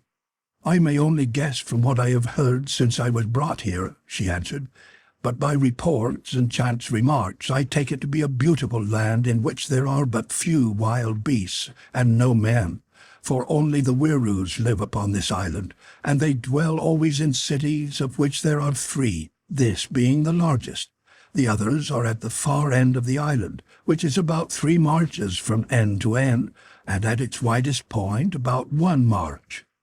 From his own experience and from what the natives on the mainland had told him, Bradley knew that 10 miles was a good day's march in Caspak, owing to the fact that at most points it was a trackless wilderness, and at all times travelers were beset by hideous beasts and reptiles that greatly impeded rapid progress. The two had spoken rapidly, but were now interrupted by the advent through the opening in the roof of several Wirus who had come in answer to the alarm it of the yellow slashing had uttered. "This Jehu," cried the offended one, "has threatened me. Take its hatchet from it and make it fast where it can do no harm, until he who speaks for Luata has said what shall be done with it. It is one of those strange creatures that Fosh-Bal-Saz discovered first above the Bandlu country and followed back toward the beginning. He who speaks for Luata sent Fosh-Bal-Saz to fetch him one of the creatures, and here it is. It is hoped that it may be from another world and hold the secrets of the Cos-Atalus." The Wirus approached boldly to take Bradley's hatchet from him, their leader having indicated the pistol hanging in its holster at the Englishman's hip. But the first one went reeling backward against his fellows from the blow to the chin which Bradley followed up with a rush and the intention to clean up the room in record time. But he had reckoned without the opening in the roof. Two were down, and a great wailing and moaning was arising when reinforcements appeared from above. Bradley did not see them, but the girl did, and though she cried out a warning, it came too late for him to avoid a large Wiru, who dived head foremost for him, striking him between the shoulders and bearing him to the floor. Instantly a dozen more were piling on top of him. His pistol was wrenched from its holster, and he was securely pinioned down by the weight of numbers. At a word from the Wiru of the yellow slashing, who evidently was a person of authority, one left and presently returned with fibre ropes with which Bradley was tightly bound. "Now bear him to the brute place of 7 skulls," directed the chief Wiru, "and one take the word of all that has passed to him who speaks for Lotta." Each of the creatures raised a hand, the back against its face, as though in salute. One seized Bradley and carried him through the yellow doorway to the roof, from whence it rose upon its wide-spread wings and flapped off across the rooftops of Uol, with its heavy burden clutched in its long talons. Below him Bradley could see the city stretching away to a distance on every hand. It was not as large as he had imagined, though he judged that it was at least 3 miles square. The houses were piled in indescribable heaps, sometimes to a height of 100 feet. The streets and alleys were short and crooked, and there were many areas where buildings had been wedged in so closely that no light could possibly reach the lowest tiers, the entire surface of the ground being packed solidly with them. The colors were varied and startling, the architecture amazing. Many roofs were cup or saucer-shaped, with a small hole in the center of each, as though they had been constructed to catch rainwater and conduct it to a reservoir beneath, but nearly all the others had the large opening in the top that Bradley had seen used by these flying men in lieu of doorways. At all levels were the myriad poles surmounted by grinning skulls, but the two most prominent features of the city were the round tower of human skulls that Bradley had noted earlier in the day, and another and much larger edifice near the center of the city. As they approached it, Bradley saw that it was a huge building rising 100 feet in height from the ground, and that it stood alone in the center of what might have been called a plaza in some other part of the world. Its various parts, however, were set together with the same strange irregularity that marked the architecture of the city as a whole, and it was capped by an enormous saucer-shaped roof which projected far beyond eaves, having the appearance of a colossal Chinese coolie hat, inverted. The Wiru bearing Bradley passed over one corner of the open space about the large building, revealing to the Englishman grass and trees and running water beneath. They passed the building, and about 500 yards beyond, the creature alighted on the roof of a square, blue building surmounted by 7 poles bearing 7 skulls. This, then, thought Bradley, is the blue place of 7 skulls. Over the opening in the roof was a grated covering, and this the Wiru removed. The thing then tied a piece of fibre rope to one of Bradley's ankles and rolled him over the edge of the opening. All was dark below, and for an instant the Englishman came as near to experiencing real terror as he had ever come in his life before. As he rolled off into the black abyss, he felt the rope tighten about his ankle, and an instant later he was stopped with a sudden jerk to swing, pendulum-like, head downward. Then the creature lowered away until Bradley's head came in sudden and painful contact with the floor below, after which the Weiroo let loose of the rope entirely, and the Englishman's body crashed to the wooden planking. He felt the free end of the rope dropped upon him and heard the grating being slid into place above him. End of Chapter 2.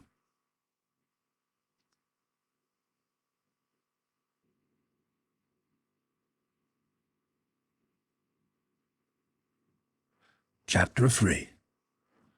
Half stunned, Bradley lay for a minute as he had fallen, and then slowly and painfully wriggled into a less uncomfortable position. He could see nothing of his surroundings in the gloom about him until after a few minutes his eyes became accustomed to the dark interior, when he rolled them from side to side in survey of his prison. He discovered himself to be in a bare room which was windowless, nor could he see any other opening than that through which he had been lured. In one corner was a huddled mass that might have been almost anything, from a bundle of rags to a dead body. Almost immediately after he had taken his bearings, Bradley commenced working with his bonds. He was a man of powerful physique, and as from the first he had been imbued with a belief that the fiber ropes were too weak to hold him, he worked on with firm conviction that sooner or later they would part to his strainings. After a matter of 5 minutes he was positive that the strands about his wrists were beginning to give, but he was compelled to rest them from exhaustion. As he lay, his eyes rested upon the bundle in the corner, and presently he could have sworn that the thing moved. With eyes straining through the gloom, the man lay watching the grim and sinister thing in the corner. Perhaps his overwrought nerves were playing a sorry joke upon him. He thought of this, and also that his condition of utter helplessness might still further have stimulated his imagination. He closed his eyes and sought to relax his muscles and his nerves. But when he looked again he knew that he had not been mistaken. The thing had moved. Now it lay in a slightly altered form and farther from the wall. It was nearer him. With renewed strength Bradley strained at his bonds. His fascinated gaze still glued upon the shapeless bundle. No longer was there any doubt that it moved. He saw it rise in the center several inches and then creep closer to him. It sank and rose again, a headless, hideous, monstrous thing of menace. Its very silence rendered it the more terrible. Bradley was a brave man. Ordinarily his nerves were of steel, but to be at the mercy of some unknown and nameless horror, to be unable to defend himself, it was these things that almost unstrung him, for at best he was only human. To stand in the open, even with the odds all against him, to be able to use his fists, to put up some sort of defense, to inflict punishment upon his adversary, then he could face death with a smile. It was not death that he feared now, it was that horror of the unknown that is part of the fiber of every son of woman. Closer and closer came the shapeless mass. Bradley lay motionless and listened. What was that he heard? Breathing? He could not be mistaken. Then from out of the bundle of rags issued a hollow groan. Bradley felt his hair rise upon his head. He struggled with the slowly parting strands that held him. The thing beside him rose up higher than before, and the Englishman could have sworn that he saw a single eye peering at him from among the tumbled cloth. For a moment the bundle remained motionless. Only the sound of breathing issued from it. Then there broke from it a maniacal laugh. Cold sweat stood upon Bradley's brow as he tugged for liberation. He saw the rags rise higher and higher above him, until at last they tumbled upon the floor from the body of a naked man, a thin, a bony, a hideous caricature of a man that mouthed and mummed and, wobbling upon its weak and shaking legs, crumpled to the floor again, still laughing, laughing horribly. It crawled toward Bradley. "Food! Food!" it screamed. "There is a way out! There is a way out!" Dragging itself to his side, the creature slumped upon the Englishman's breast. "Food!" it shrilled as with its bony fingers and its teeth it sought the man's bare throat. "Food! There is a way out!" Bradley felt teeth upon his jugular. He turned and twisted, shaking himself free for an instant, but once more with hideous persistence the thing fastened itself upon him. The weak jaws were unable to send the dull teeth through the victim's flesh, but Bradley felt it pawing, pawing, pawing, like a monstrous rat seeking his life's blood. The skinny arms now embraced his neck, holding the teeth to his throat against all his efforts to dislodge the thing. Weak as it was, it had strength enough for this in its mad efforts to eat. Mumbling as it worked, it repeated again and again, "Food! Food! There is a way out!" until Bradley thought those two expressions alone would drive him mad. And all but mad he was, as with a final effort, backed by almost maniacal strength, he tore his wrist from the confining bonds, and grasping the repulsive thing upon his breast, hurled it halfway across the room. Panting like a spent hound, Bradley worked at the thongs about his ankles, while the maniac lay quivering and mumbling where it had fallen. Presently the Englishman leaped to his feet, freer than he had ever before felt in all his life, though he was still hopelessly a prisoner in the blue place of 7 skulls. With his back against the wall for support, so weak the reaction left him, Bradley stood watching the creature upon the floor. He saw it move and slowly raise itself to its hands and knees, where it swayed to and fro as its eyes roved about in search of him. And when at last they found him, there broke from the drawn lips the mumbled words, "Food! Food! There is a way out!" The pitiful supplication in the tones touched the Englishman's heart. He knew that this would be no weiroo, but possibly once a man like himself who had been cast into this pit of solitary confinement, with this hideous result that might in time be his fate also. And then, too, there was the suggestion of hope held out by the constant reiteration of the phrase, "There is a way out." Was there a way out? What did this poor thing know? "Who are you, and how long have you been here?" Bradley suddenly demanded. For a moment the man upon the floor made no response. Then mumblingly came the words, "Food! Food!" "Stop!" commanded the Englishman. The injunction might have been barked from the muzzle of a pistol. It brought the man to a sitting posture, his hands off the ground. He stopped swaying to and fro, and appeared to be startled into an attempt to master his faculties of concentration and thought. Bradley repeated his questions sharply. "I am Antak, the Galu," replied the man. "Luata alone knows how long I have been here. Maybe 10 moons, maybe 10 moons 3 times." It was the Caspakian equivalent of 30. "I was young and strong when they brought me here. Now I am old and very weak. I am Cosatolu. That is why they have not killed me. If I tell them the secret of becoming Cosatolu, they will take me out. But how can I tell them that which Luata alone knows?" "What is Cosatolu?" demanded Bradley. "Food! Food! There is a way out," mumbled the Galu. Bradley strode across the floor, seized the man by his shoulders, and shook him. "Tell me," he cried, "what is Cosatolu?" "Food," whimpered Antak. Bradley bethought himself. His haversack had not been taken from him. In it, besides his razor and knife, were odds and ends of equipment, and a small quantity of dried meat. He tossed a small strip of the latter to the starving Galu. Antak seized upon it and devoured it ravenously. It instilled new life in the man. "What is Cosatolu?" insisted Bradley again. Antak tried to explain.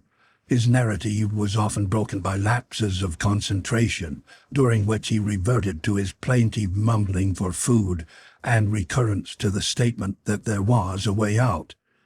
But by firmness and patience the Englishman drew out piecemeal a more or less lucid exposition of the remarkable scheme of evolution that rules in Caspak. In it he found explanations of the hitherto inexplicable.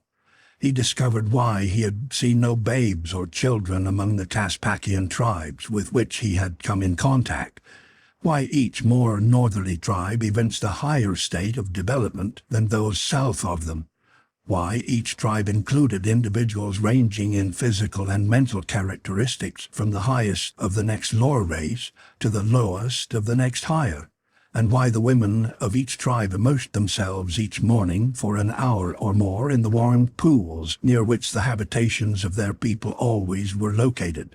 And too, he discovered why those pools were almost immune from the attacks of carnivorous animals and reptiles. He learned that all but those who were Cosatlu came up cors vajo, or from the beginning. The egg from which they first developed into tadpole form was deposited, with millions of others, in one of the warm pools, and with it a poisonous serum that the carnivora instinctively shunned. Down the warm stream from the pool floated the countless billions of eggs and tadpoles, developing as they drifted slowly toward the sea. Some became tadpoles in the pool, some in the sluggish stream, and some not until they reached the great inland sea. In the next stage they became fishes or reptiles. Antac was not positive which, and in this form, always developing, they swam far to the south, where, amid the rank and teeming jungles, some of them evolved into amphibians. Always there were those whose development stopped at the first stage, others whose development ceased when they became reptiles, while by far the greater proportion formed the food supply of the ravenous creatures of the deep. Few indeed were those that eventually developed into baboons and then apes, which was considered by Caspakians the real beginning of evolution. From the egg, then, the individual developed slowly into a higher form, just as the frog's egg develops through various stages from a fish with gills to a frog with lungs. With that thought in mind, Bradley discovered that it was not difficult to believe in the possibility of such a scheme. There was nothing new in it. From the ape, the individual, if it survived, slowly developed into the lowest order of man, the Alu, and then by degrees to Bolu, Stolu, Bandlu, Krolu, and finally Galu. And in each stage countless millions of other eggs were deposited in the warm pools of the various races and floated down to the great sea to go through a similar process of evolution outside the womb as develops our own young within. But in Caspak the scheme is much more inclusive, for it combines not only individual development, but the evolution of species and genera. If an egg survives, it goes through all the stages of development that man has passed through during the unthinkable eons since life first moved upon the earth's face. The final stage, that which the Galus have almost attained, and for which all hope, is Cosatlu, which literally means no eggman, or one who is born directly as are the young of the outer world of mammals. Some of the Galus produce Cosatlu and Cosatlo both, the Wirus only Cosatlu. In other words, all Wirus are born male, and so they prey upon the Galus for their women, and sometimes capture and torture the Galu men, who are Cosatlu, in an endeavor to learn the secret which they believe will give them unlimited power over all other denizens of Caspak.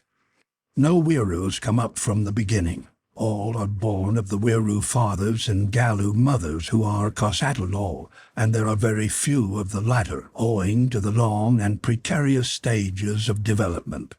7 generations of the same ancestor must come up from the beginning before a Cosatlu child may be born, and when one considers the frightful dangers that surround the vital spark from the moment it leaves the warm pool where it has been deposited, to float down to the sea amid the voracious creatures that swarm the surface and the deeps, and the almost equally unthinkable trials of its effort to survive after it once becomes a land animal, and starts northward through the horrors of the Caspakian jungles and forests, it is plainly a wonder that even a single babe has ever been born to a Galu woman. 7 cycles it requires before the 7th Galu can complete the 7th danger-infested circle, since its first Galu ancestor achieved the state of Galu. For ages before, the ancestors of this first Galu may have developed from a Bandlu or Bolu egg without ever once completing the whole circle, that is, from a Galu egg back to a fully developed Galu. Bradley's head was whirling before he even commenced to grasp the complexities of Caspakian evolution. But as the truth slowly filtered into his understanding, as gradually it became possible for him to visualize the scheme, it appeared simpler. In fact, it seemed even less difficult of comprehension than that with which he was familiar. For several minutes after Antak ceased speaking, his voice having trailed off weakly into silence, neither spoke again. Then the Galu recommenced his, "Food, food, there is a way out." Bradley tossed him another bit of dried meat, waiting patiently until he had eaten it, this time more slowly. "What do you mean by saying there is a way out?" he asked. "He who died here just after I came told me," replied Antak. "He said there was a way out, that he had discovered it, but was too weak to use his knowledge. He was trying to tell me how to find it when he died. Old water, if he had lived but a moment more." "They do not feed you here?" asked Bradley. "No, they give me water once a day. That is all." "But how have you lived then?" "The lizards and the rats," replied Antak. "The lizards are not so bad, but the rats are foul to taste. However, I must eat them or they would eat me, and they are better than nothing. But of late they do not come so often, and I have not had a lizard for a long time." "I shall eat, though," he mumbled. "I shall eat now, for you cannot remain awake forever." He laughed a cackling, dry laugh. "When you sleep, Antak will eat." It was horrible. Bradley shuddered. For a long time each sat in silence. The Englishman could guess why the other made no sound. He awaited the moment that sleep should overcome his victim. In the long silence there was borne upon Bradley's ears a faint, monotonous sound as of running water. He listened intently. It seemed to come from far beneath the floor. "What is that noise?" he asked. "That sounds like water running through a narrow channel." "It is the river," replied Antak. "Why do you not go to sleep? It passes directly beneath the blue place of 7 skulls. It runs through the temple grounds, beneath the temple and under the city. When we die, they will cut off our heads and throw our bodies into the river. At the mouth of the river await many large reptiles. Thus do they feed. The Weirus do likewise with their own dead, keeping only the skulls and the wings. Come, let us sleep." "Do the reptiles come up the river into the city?" asked Bradley. "The water is too cold. They never leave the warm water of the great pool," replied Antak. "Let us search for the way out," suggested Bradley. Antak shook his head. "I have searched for it all these moons," he said. "If I could not find it, how would you?" Bradley made no reply, but commenced a diligent examination of the walls and floor of the room, pressing over each square foot and tapping with his knuckles. About 6 feet from the floor he discovered a sleeping perch near one end of the apartment. He asked Antak about it, but the Galu said that no Weiroo had occupied the place since he had been incarcerated there. Again and again Bradley went over the floor and walls as high up as he could reach. Finally he swung himself to the perch, that he might examine at least one end of the room all the way to the ceiling. In the center of the wall, close to the top, an area about 3 feet square gave forth a hollow sound when he rapped upon it. Bradley felt over every square inch of that area with the tips of his fingers. Near the top he found a small round hole, a trifle larger in diameter than his forefinger, which he immediately stuck into it. The panel, if such it was, seemed about an inch thick, and beyond it his finger encountered nothing. Bradley crooked his finger upon the opposite side of the panel and pulled toward him, steadily but with considerable force. Suddenly the panel flew inward, nearly precipitating the man to the floor. It was hinged at the bottom, and when lowered the outer edge rested upon the perch, making a little platform parallel with the floor of the room. Beyond the opening was an utterly dark void. The Englishman leaned through it and reached his arm as far as possible into the blackness, but touched nothing. Then he fumbled in his haversack for a match, a few of which remained to him. When he struck it, Antak gave a cry of terror. Bradley held the light far into the opening before him, and in its flickering rays saw the top of a ladder descending into a black abyss below. How far down it extended he could not guess, but that he should soon know definitely he was positive. "You have found it! You have found the way out!" screamed Antak. "Old water! And now I am too weak to go.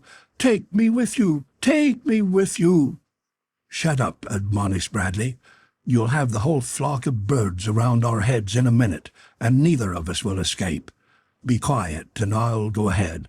If I find a way out, I'll come back and help you, if you'll promise not to try to eat me up again." "I promise," cried Antak. "Old water, how could you blame me? I am half crazed of hunger and long confinement, and the horror of the lizards and the rats and the constant waiting for death." "I know," said Bradley simply. "I'm sorry for you, old top. Keep a stiff upper lip." And he slipped through the opening, found the ladder with his feet, closed the panel behind him, and started downward into the darkness. Below him rose more and more distinctly the sound of running water. The air felt damp and cool.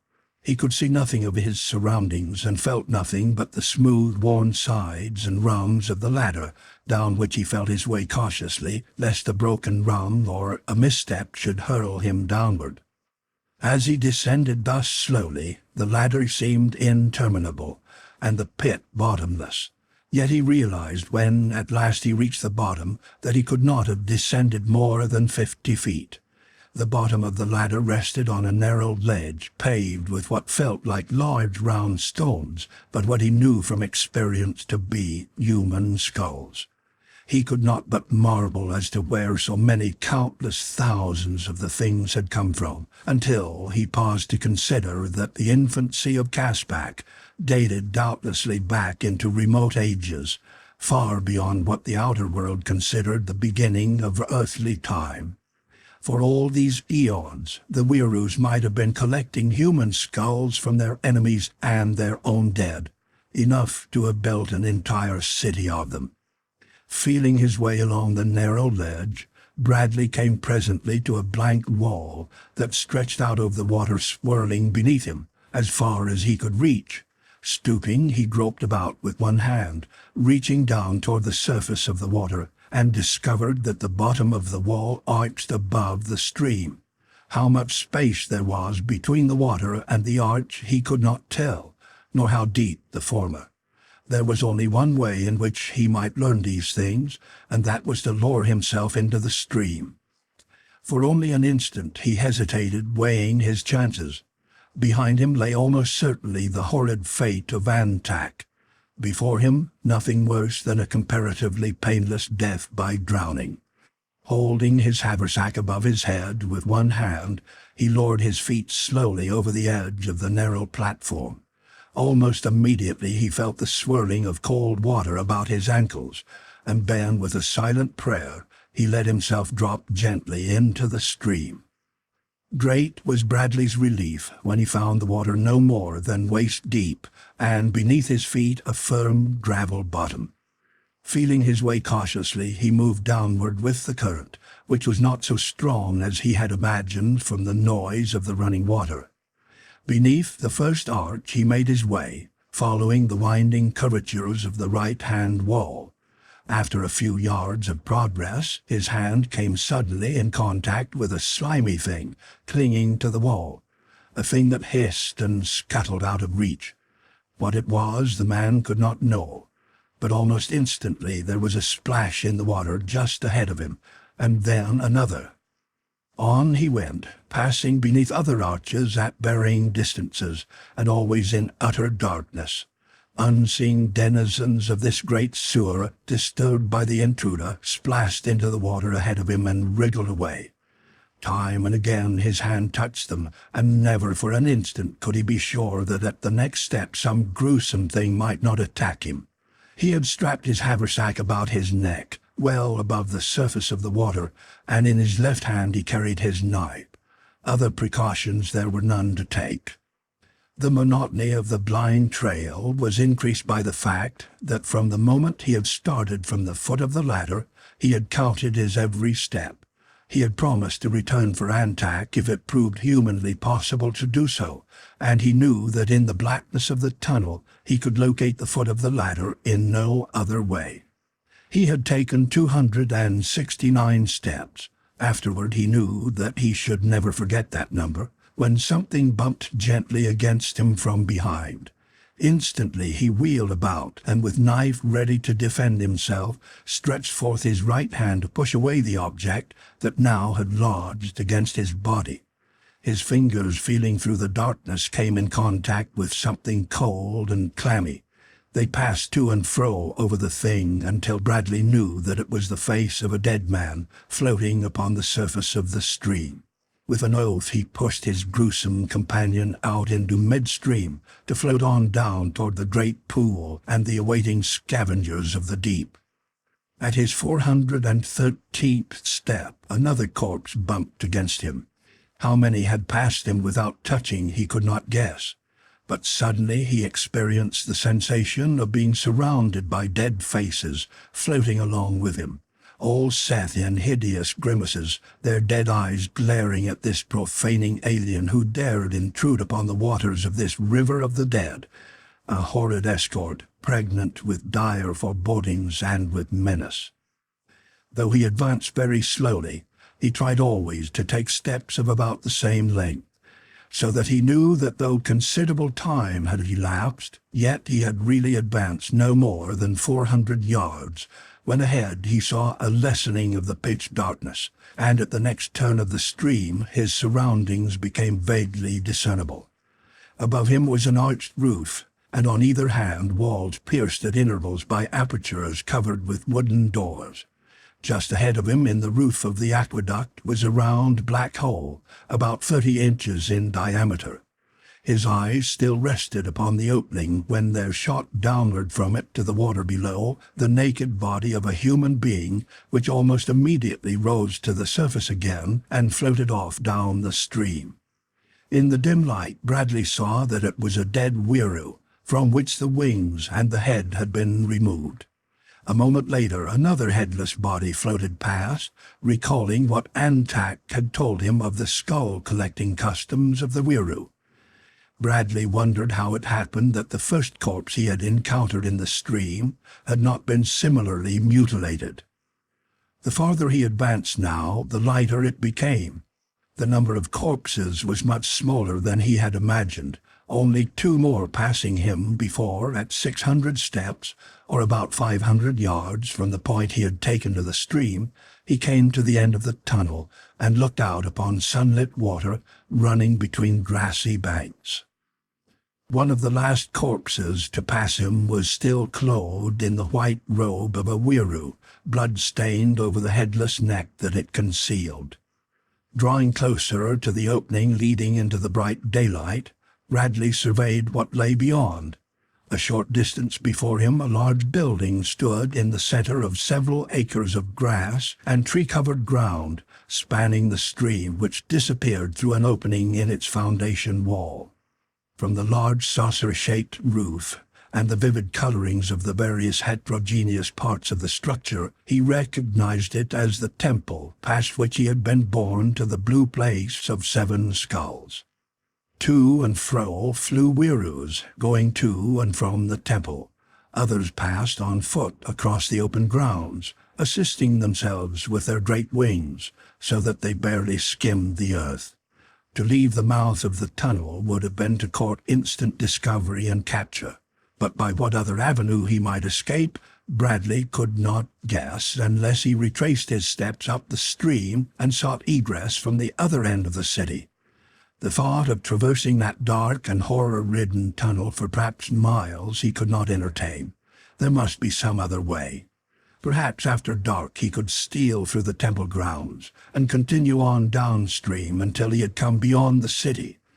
And so he stood and waited until his limbs became almost paralyzed with cold, and he knew that he must find some other plan for escape.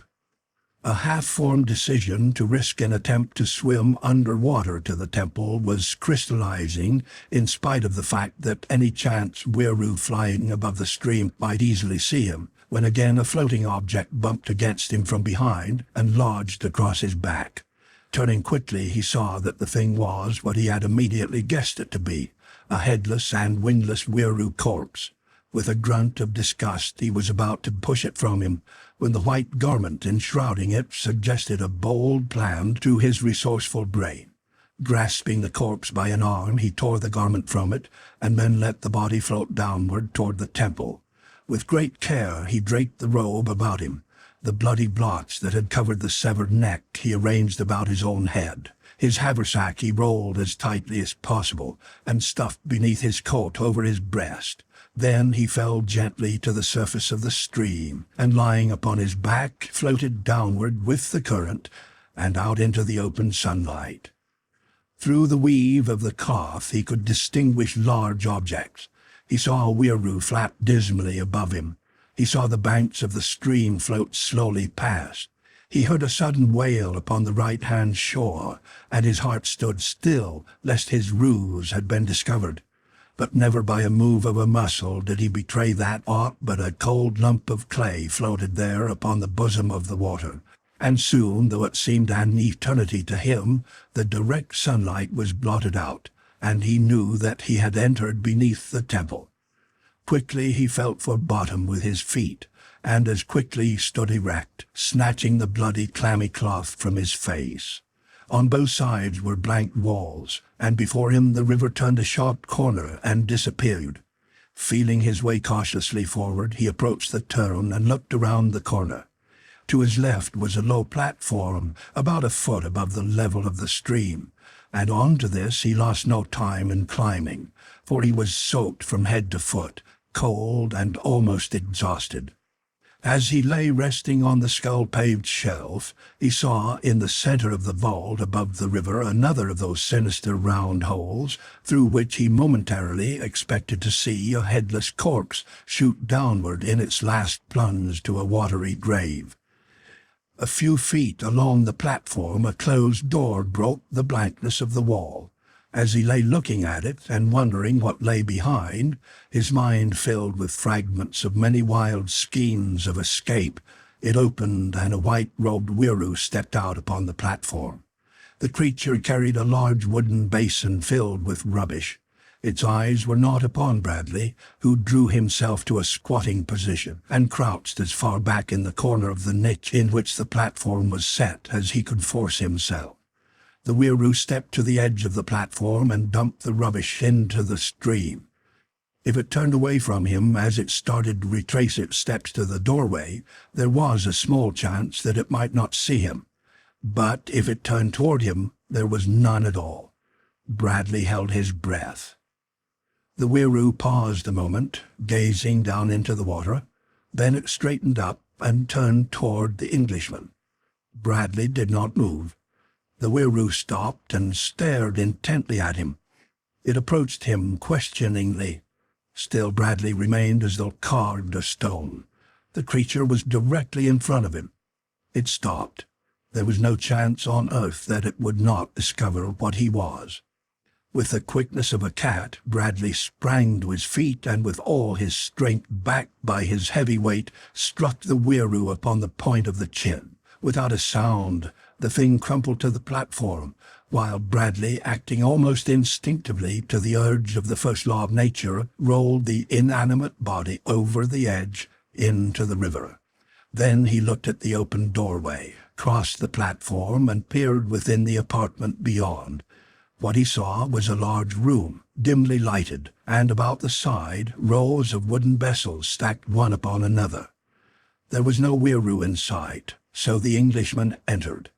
At the far end of the room was another door, and as he crossed toward it he glanced into some of the vessels, which he found were filled with dried fruits, vegetables, and fish. Without more ado he stuffed his pockets and his haversack full, thinking of the poor creature awaiting his return in the gloom of the Place of Seven Skulls. When night came he would return and fetch Antak, this far at least. But in the meantime it was his intention to reconnoiter in the hope that he might discover some easier way out of the city than that offered by the chill, black channel of the ghastly river of corpses. Beyond the farther door stretched a long passageway, from which closed doorways led into other parts of the cellars of the temple. A few yards from the storeroom a ladder rose from the corridor through an aperture in the ceiling.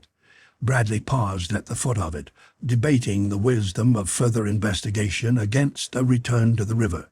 But strong within him was the spirit of exploration that had scattered his race to the four corners of the earth. What new mysteries lay hidden in the chambers above? The urge to know was strong upon him, though his better judgment warned him that the safer course lay in retreat. For a moment he stood thus, running his fingers through his hair. Then he cast discretion to the winds and began the ascent. In conformity with such Weiroo architecture as he had already observed, the well through which the ladder rose continually canted at an angle from the perpendicular. At more or less regular stages it was pierced by apertures closed by doors, none of which he could open until he had climbed fully 50 feet from the river level. Here he discovered a door already ajar, opening into a large circular chamber, the walls and floors of which were covered with the skins of wild beasts and with rugs of many colors.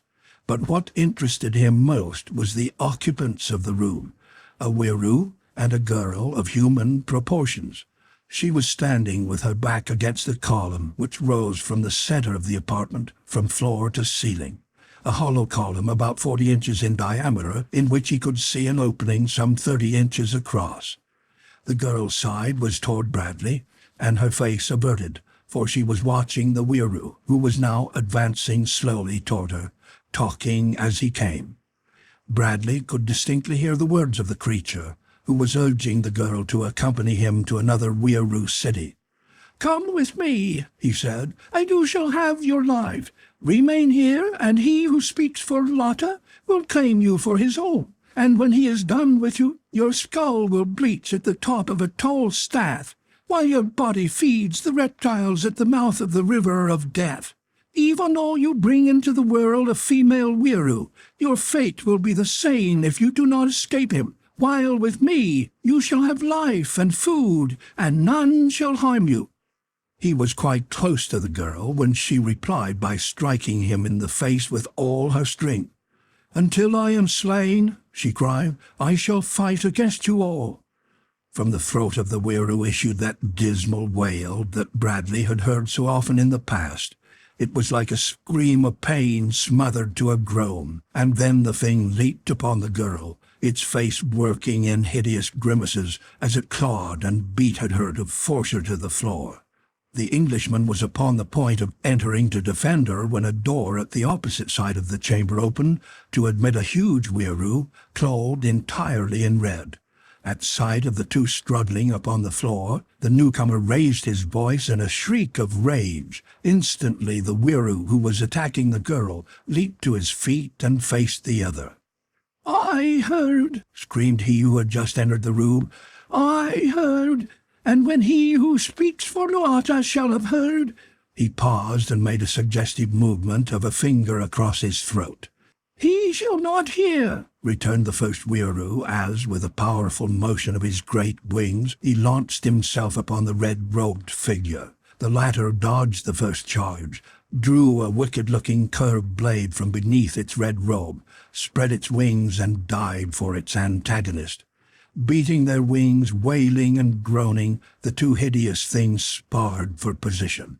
The white-robed one, being unarmed, sought to grasp the other by the wrist of its knife hand and by the throat, while the latter hopped round on its dainty white feet, seeking an opening for a mortal blow. Once it struck and missed, and then the other rushed in and clinched, at the same time securing both the holds it sought. Immediately the two commenced beating at each other's heads with the joints of their wings, kicking with their soft, puny feet, and biting each at the other's face. In the meantime the girl moved about the room, keeping out of the way of the duelists, and as she did so Bradley caught a glimpse of her full face and immediately recognized her as the girl of the place of the yellow door. He did not dare intervene now until one of the Weiroo had overcome the other, lest the two should turn upon him at once, when the chances were fair that he would be defeated in so unequal a battle as the curved blade of the red Weiroo would render it, and so he waited, watching the white-robed figure slowly choking the life from him of the red robe. The protruding tongue and the popping eyes proclaimed that the end was near, and a moment later the red robe sank to the floor of the room, the curved blade slipping from the nerveless fingers. For an instant longer the victor clung to the throat of his defeated antagonist, and then he rose, dragging the body after him, and approached the central column. Here he raised the body and thrust it into the aperture, where Bradley saw it drop suddenly from sight. Instantly there flashed into his memory the circular openings in the roof of the river vault and the corpses he had seen drop from them to the water beneath. As the body disappeared, the Weiroo turned and cast about the room for the girl. For a moment he stood eyeing her. "You saw," he muttered, "and if you tell them, he who speaks for Lotta will have my wings severed, while still I live, and my head will be severed, and I shall be cast into the river of death, for thus it happens even to the highest who slay one of the red robe. You saw, and you must die," he ended with a scream as he rushed upon the girl. Bradley waited no longer. Leaping into the room he ran for the Weiroo, who had already seized the girl, and as he ran he stooped and picked up the curved blade. The creature's back was toward him, as with his left hand he seized it by the neck. Like a flash the great wings beat backward as the creature turned, and Bradley was swept from his feet, though he still retained his hold upon the blade. Instantly the Weiroo was upon him. Bradley lay slightly raised upon his left elbow, his right arm free, and as the thing came close he cut at the hideous face with all the strength that lay within him. The blade struck at the junction of the neck and torso, and with such force as to completely decapitate the Weiroo, the hideous head dropping to the floor and the body falling forward upon the Englishman. Pushing it from him, he rose to his feet and faced the wide-eyed girl. "Luata," she exclaimed, "how came you here?" Bradley shrugged. "Here I am," he said, "but the thing now is to get out of here, both of us." The girl shook her head. "It cannot be," she stated sadly. "That is what I thought when they dropped me into the blue place of 7 skulls," replied Bradley. "Can't be done. I did it. Here, you're mussing up the floor something awful, you." This last to the dead Weiroo, as he stooped and dragged the corpse to the central shaft, where he raised it to the aperture and let it slip into the tube. Then he picked up the head and tossed it after the body. "Don't be so glum," he admonished the former as he carried it toward the well. "Smile." "But how can he smile?" questioned the girl, a half-puzzled, half-frightened look upon her face. "He is dead." "That's so," admitted Bradley, "and I suppose he does feel a bit cut up about it." The girl shook her head and edged away from the man, toward the door. "Come," said the Englishman, "we've got to get out of here. If you don't know a better way than the river, it's the river then." The girl still eyed him askance. "But how could he smile when he was dead?" Bradley laughed aloud. "I thought we English were supposed to have the least sense of humor of any people in the world," he cried. "But now I've found one human being who hasn't any. Of course, you don't know half I'm saying, but don't worry, little girl. I'm not going to hurt you, and if I can get you out of here, I'll do it." Even as she did not understand all he said, she at least read something in his smiling countenance, something which reassured her. "I do not fear you," she said, "though I do not understand all that you say, even though you speak my own tongue, and use words that I know. But as for escaping," she sighed, "alas, how can it be done?" "I escaped from the blue place of 7 skulls," Bradley reminded her. "Come." And he turned toward the shaft and the ladder that he had ascended from the river. "We cannot waste time here." The girl followed him, but at the doorway both drew back, for from below came the sound of someone ascending. Bradley tiptoed to the door and peered cautiously into the well. Then he stepped back beside the girl. "There are half a dozen of them coming up, but possibly they will pass this room." "No," she said, "they will pass directly through this room. They are on their way to him who speaks for the water. We may be able to hide in the next room. There are skins there beneath which we may crawl.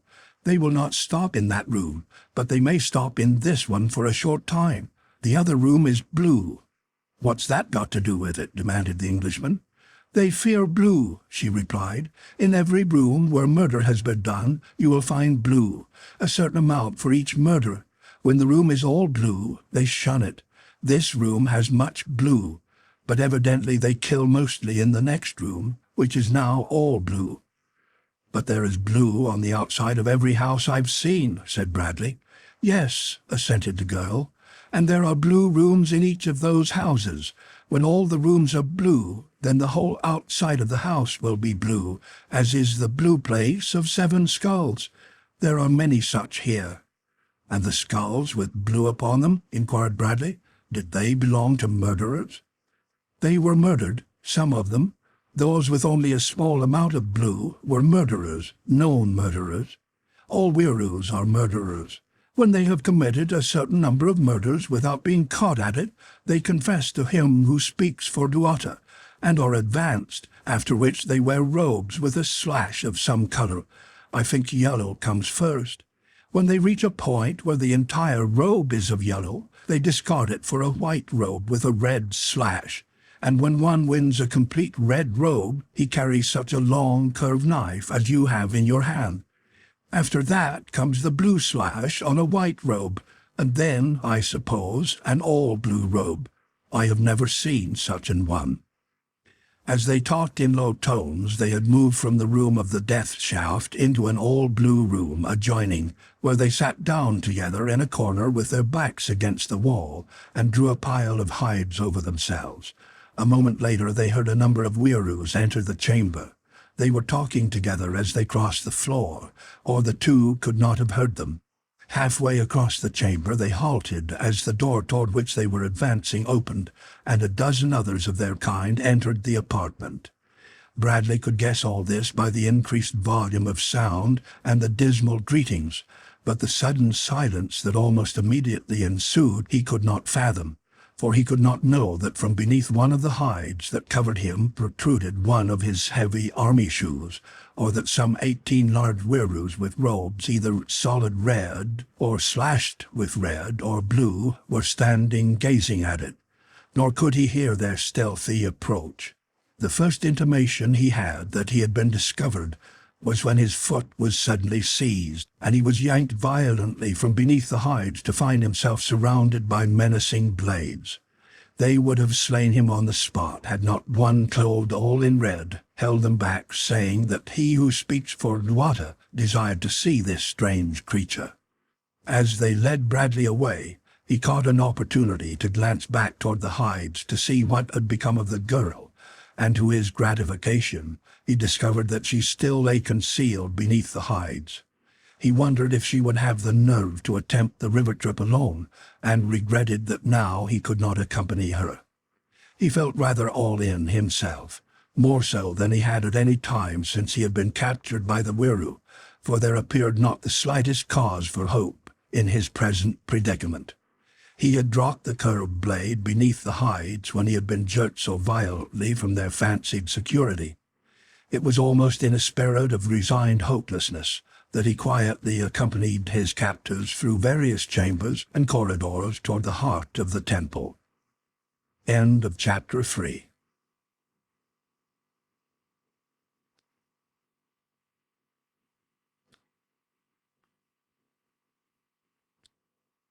Chapter 4. The farther the group progressed, the more barbaric and the more sumptuous became the decorations. Hides of leopard and tiger predominated, apparently because of their more beautiful markings, and decorative skulls became more and more numerous. Many of the latter were mounted in precious metals and set with colored stones and priceless gems, while thick upon the hides that covered the walls were golden ornaments, similar to those worn by the girl and those which had filled the chests he had examined in the storeroom of Fosh-Balsaj, leading the Englishman to the conviction that all such were spoils of war or theft, since each piece seemed made for personal adornment, while insofar as he had seen, no weru wore ornaments of any sort. And also, as they advanced, the more numerous became the werus moving hither and thither within the temple. Many now were the solid red robes, and those that were slashed with blue, a veritable hive of murderers. At last the party halted in a room in which were many werus who gathered about Bradley, questioning his captors and examining him and his apparel. One of the party accompanying the Englishman spoke to a weru that stood beside a door leading from the room. "Tell him who speaks for Luata," he said, "that Fosh-Balsaj we could not find, but in returning we found this creature within the temple, hiding. It must be the same that Fosh-Balsaj captured in the Stolil country during the last darkness. Doubtless he who speaks for Luata would wish to see and question this strange thing." The creature addressed turned and slipped through the doorway, closing the door after it, but first depositing its curved blade upon the floor without. Its post was immediately taken by another, and Bradley now saw that at least 20 such guards loitered in the immediate vicinity. The doorkeeper was gone but for a moment, and when he returned he signified that Bradley's party was to enter the next chamber. But first each of the werus removed his curved weapon and laid it upon the floor. The door was swung open, and the party, now reduced to Bradley and 5 werus, was ushered across the threshold into a large, irregularly shaped room, in which a single giant weru, whose robe was solid blue, sat upon a raised dais. The creature's face was white with the whiteness of a corpse, its dead eyes entirely expressionless, its cruel thin lips tight drawn against yellow teeth in a perpetual grimace. Upon either side of it lay an enormous curved sword, similar to those with which some of the other werus had been armed, but larger and heavier. Constantly its claw-like fingers played with one or the other of these weapons. The walls of the chamber, as well as the floor, were entirely hidden by skins and woven fabrics. Blue predominated in all the colorations. Fastened against the hides were many pairs of weru wings, mounted so that they resembled long black shields. Upon the ceiling were painted in blue characters a bewildering series of hieroglyphics, and upon pedestals set against the walls or standing out well within the room were many human skulls. As the werus approached the figure upon the dais, they leaned far forward, raising their wings above their heads, and stretching their necks as though offering them to the sharp swords of the grim and hideous creature. "O thou who speakest for Luata," exclaimed one of the party, "we bring you the strange creature that Fosh-Balsaj captured and brought thither at thy command." So this then was the godlike figure that spoke for divinity. This arch-murderer was the Caspakian representative of God on earth. His blue robe announced him the one, and the seeming humility of his minions the other. For a long minute he glared at Bradley. Then he began to question him. From whence he came, and how, the name and description of his native country, and 100 other queries. "Are you Cossack-Alul?" the creature asked.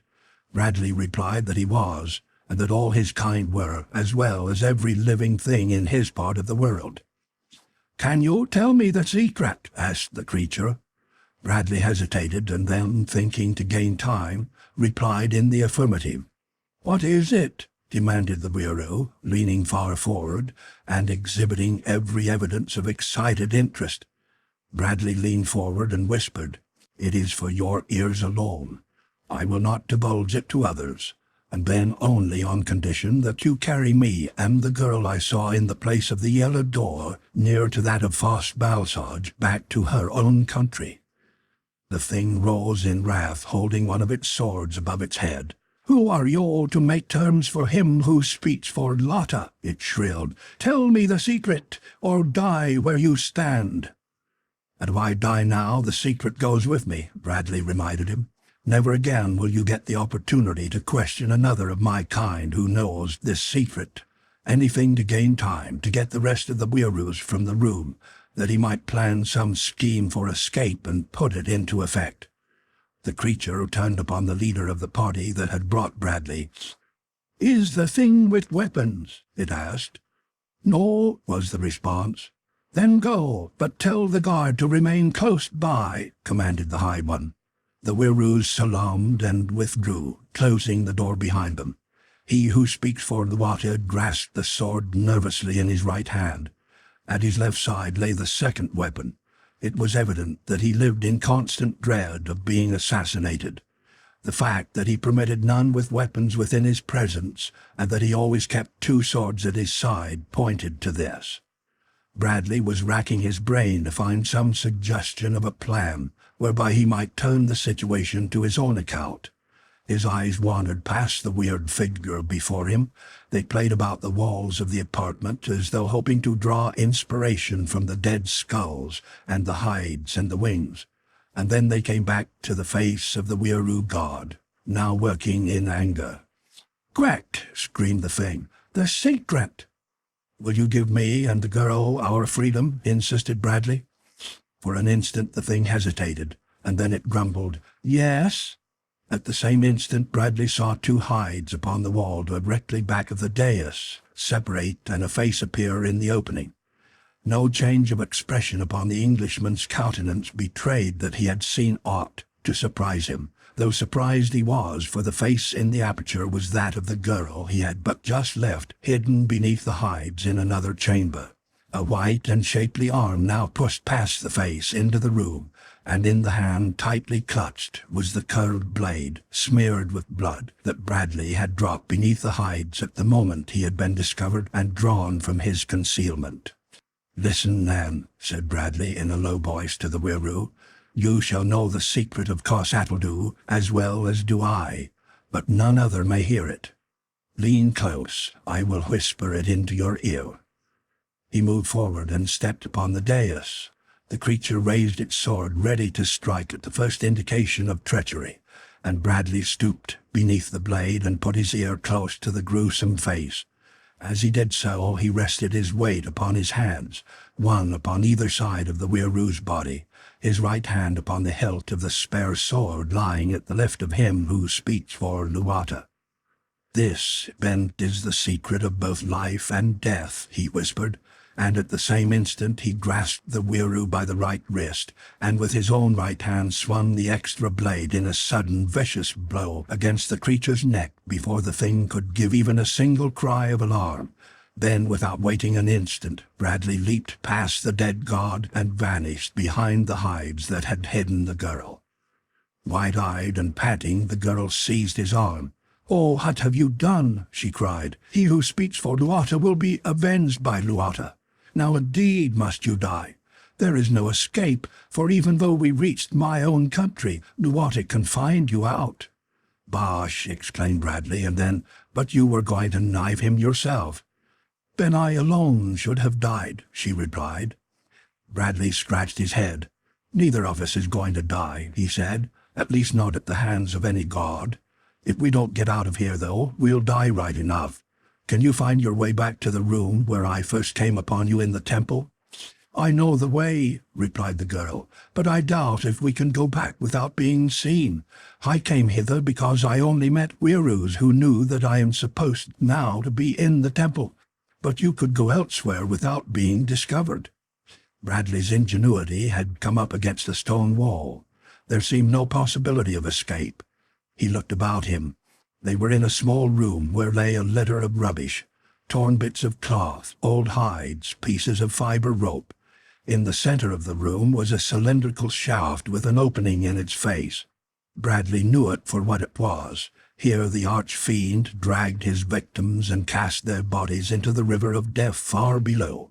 The floor about the opening in the shaft and the sides of the shaft were clotted thick with a dry, dark brown substance that the Englishman knew had once been blood. The place had the appearance of having been a veritable shambles. An odor of decaying flesh permeated the air. The Englishman crossed to the shaft and peered into the opening. All below was dark as pitch, but at the bottom he knew was the river. Suddenly an inspiration and a bold scheme leaped to his mind. Turning quickly, he hunted about the room until he found what he sought, a quantity of the rope that lay strewn here and there. With rapid fingers he unsnarled the different lengths, the girl helping him, and then he tied the ends together until he had 3 ropes about 75 feet in length. He fastened these together at each end, and without a word secured one of the ends about the girl's body beneath her arms. "Don't be frightened," he said at length, as he led her toward the opening in the shaft. "I'm going to lower you to the river, and then I'm coming down after you.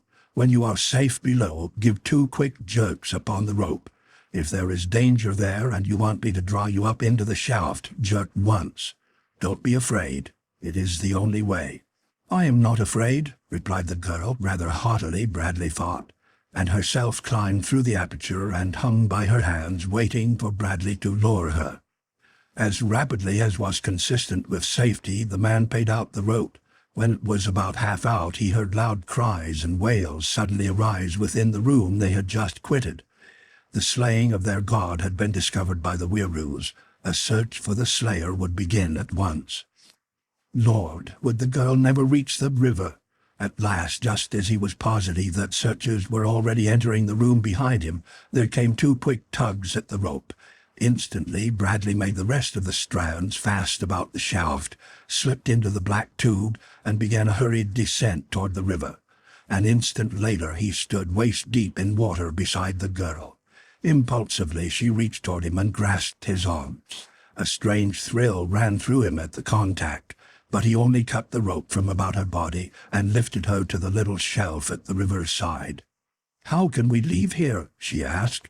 "By the river," he replied, "but first I must go back to the blue place of 7 skulls and get the poor devil I left there. I'll have to wait until after dark, though, as I cannot pass through the open stretch of river in the temple gardens by day." "There is another way," said the girl. "I have never seen it, but often I have heard them speak of it. A corridor that runs beside the river from one end of the city to the other. Through the gardens it is below ground. If we could find an entrance to it, we could leave here at once. It is not safe here, for they will search every inch of the temple and the grounds." "Come," said Bradley, "we'll have a look for it anyway." And so saying, he approached one of the doors that opened onto the skull-paved shelf. They found the corridor easily, for it paralleled the river, separated from it only by a single wall. It took them beneath the gardens and the city, always through inky darkness. After they had reached the other side of the gardens, Bradley counted his steps until he had retraced as many as he had taken coming down the stream. But though they had to grope their way alone, it was a much more rapid trip than the former. When he thought he was about opposite the point at which he had descended from the blue place of 7 skulls, he sought and found a doorway leading out onto the river, and then, still in the blackest darkness, he lowered himself into the stream and felt up and down upon the opposite side for the little shelf and the ladder. 10 yards from where he had emerged he found them, while the girl waited upon the opposite side. To ascend the secret panel was the work of but a minute. Here he paused and listened, lest a Wiru might be visiting the prison in search of him or the other inmate. But no sound came from the gloomy interior. Bradley could not but muse upon the joy of the man on the opposite side when he should drop down to him with food and a new hope for escape. Then he opened the panel and looked into the room. The faint light from the grating above revealed the pile of rags in one corner, but the man lay beneath them. He made no response to Bradley's low greeting. The Englishman lowered himself to the floor of the room and approached the rags. Stooping, he lifted a corner of them. Yes, there was the man asleep. Bradley shook him. There was no response.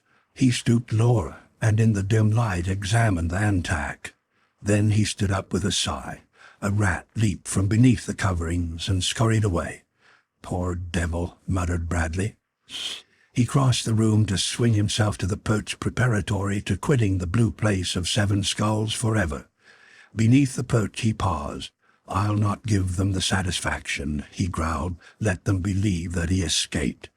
Returning to the pile of rags, he gathered the man into his arms. It was difficult work, raising him to the high perch and dragging him through the small opening, and thus down the ladder. But presently it was done, and Bradley had lowered the body into the river and cast it off. "Goodbye, old top," he whispered. A moment later he had rejoined the girl, and hand in hand they were following the dark corridor upstream toward the farther end of the city. She told him that the Weiroo seldom frequented these lower passages, as the air here was too chill for them. But occasionally they came, and as they could see quite as well by night as by day, they would be sure to discover Bradley and the girl. "If they come close enough," she said, "we can see their eyes shining in the dark. They resemble dull splotches of light. They glow, but do not blaze like the eyes of the tiger or the lion." The man could not but note the very evident horror with which she mentioned the creatures. To him they were uncanny, but she had been used to them for a year almost, and probably all her life she had either seen or heard of them constantly.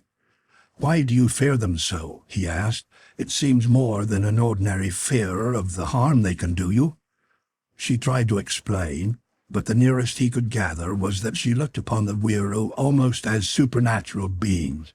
"There is a legend current among my people that once the Weiroo were unlike us, only in that they possessed rudimentary wings. They lived in villages in the Galu country, and while the two peoples often warred, they held no hatred for one another.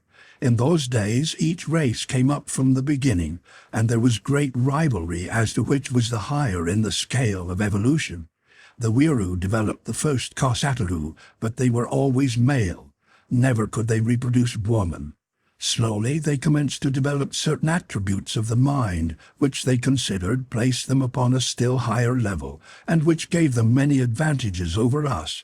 Seeing which they thought only of mental development, their minds became like stars and the rivers, moving always in the same manner, never varying. They called this Tessad, which means doing everything the right way, or in other words, the Weiroo way.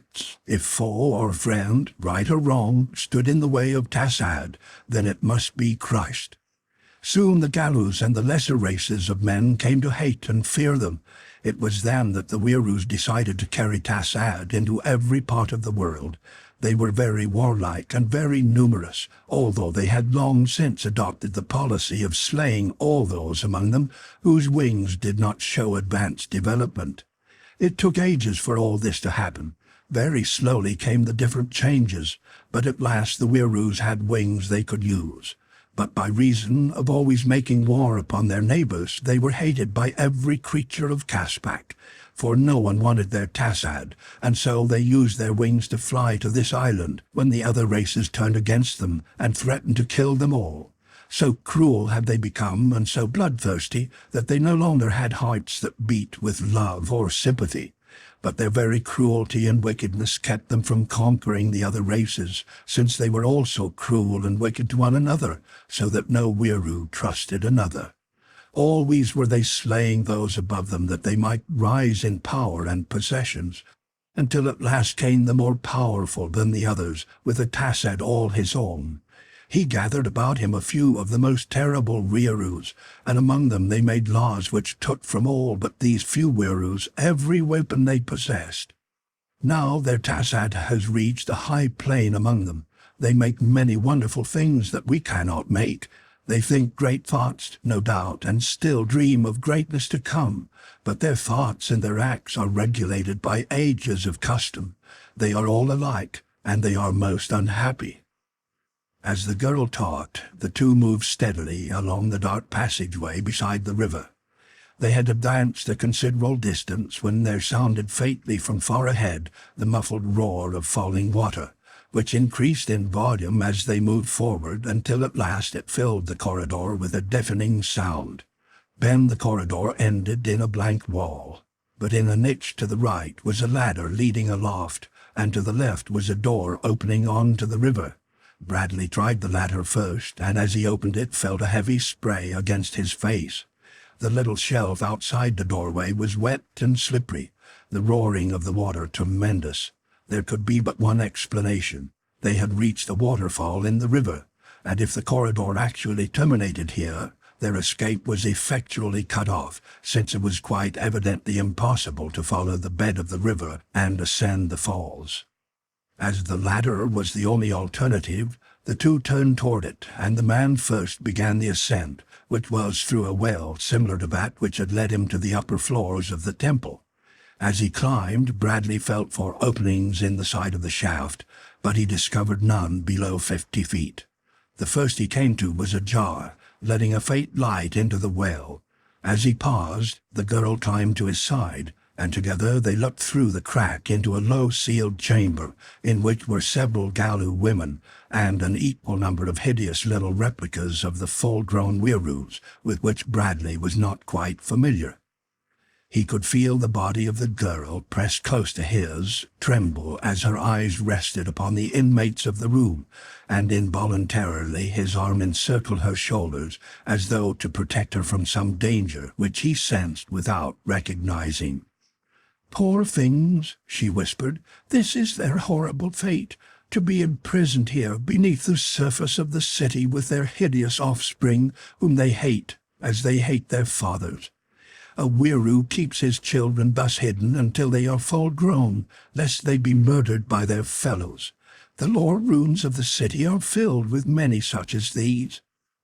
Several feet above was a second door beyond which they found a small room stored with food in wooden vessels. A grated window in one wall opened above an alley, and through it they could see that they were just below the roof of the building. Darkness was coming, and at Bradley's suggestion they decided to remain hidden here until after dark, and then to ascend to the roof and reconnoiter. Shortly after they had settled themselves, they heard something descending the ladder from above. They hoped that it would continue on down the well, and fairly held their breath as the sound approached the door to the storeroom. Their hearts sank as they heard the door open, and from between cracks in the vessels behind which they hid, saw a yellow-slashed Wiru enter the room. Each recognized him immediately, the girl indicating the fact of her own recognition by a sudden pressure of her fingers on Bradley's arm. It was the Wiru of the yellow slashing, whose abode was the place of the yellow door in which Bradley had first seen the girl. The creature carried a wooden bowl, which it filled with dried food from several of the vessels. Then it turned and quit the room. Bradley could see through the partially open doorway that it descended the ladder. The girl told him that it was taking the food to the women and the young below, and that while it might return immediately, the chances were that it would remain for some time. "We are just below the place of the yellow door," she said. "It is far from the edge of the city, so far that we may not hope to escape if we ascend to the roofs here." "I think," replied the man, "that of all the places in Uol, this will be the easiest to escape from. Anyway, I want to return to the place of the yellow door and get my pistol, if it is there." "It is still there," replied the girl. "I saw it placed in a chest where he keeps the things he takes from his prisoners and victims." "Good," explained Bradley. "Now come quickly."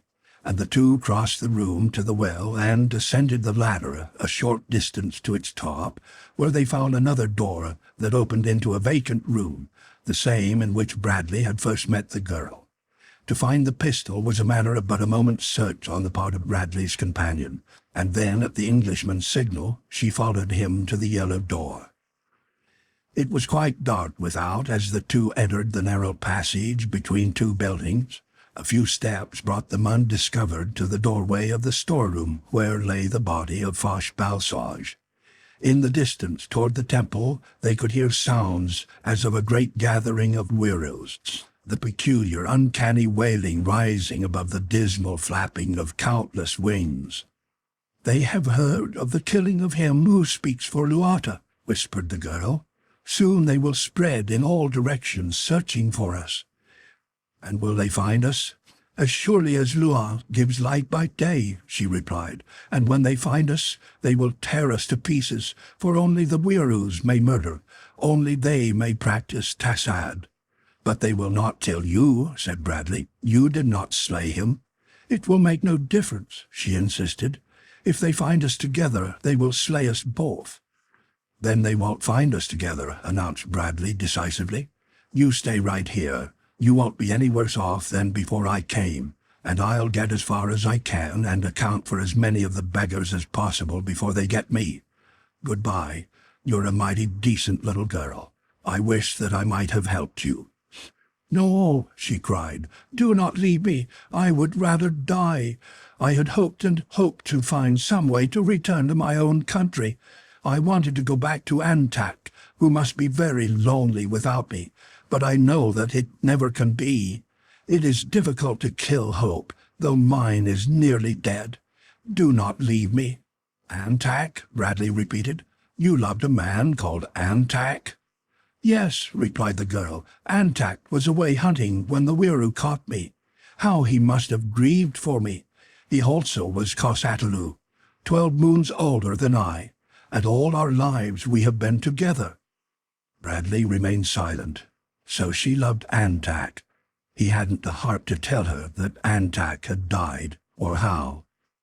At the door of Fosh Balsard's storeroom they halted to listen. No sound came from within, and gently Bradley pushed open the door. All was inky darkness as they entered, but presently their eyes became accustomed to the gloom that was partially relieved by the soft starlight without. The Englishman searched and found those things for which he had come: 2 robes, 2 pairs of dead wings, and several lengths of fiber rope. 1 pair of the wings he adjusted to the girl's shoulders by means of the rope. Then he draped the robe about her, carrying the cowl over her head. He heard her gasp of astonishment when she realized the ingenuity and boldness of his plan. Then he directed her to adjust the other pair of wings and the robe upon him.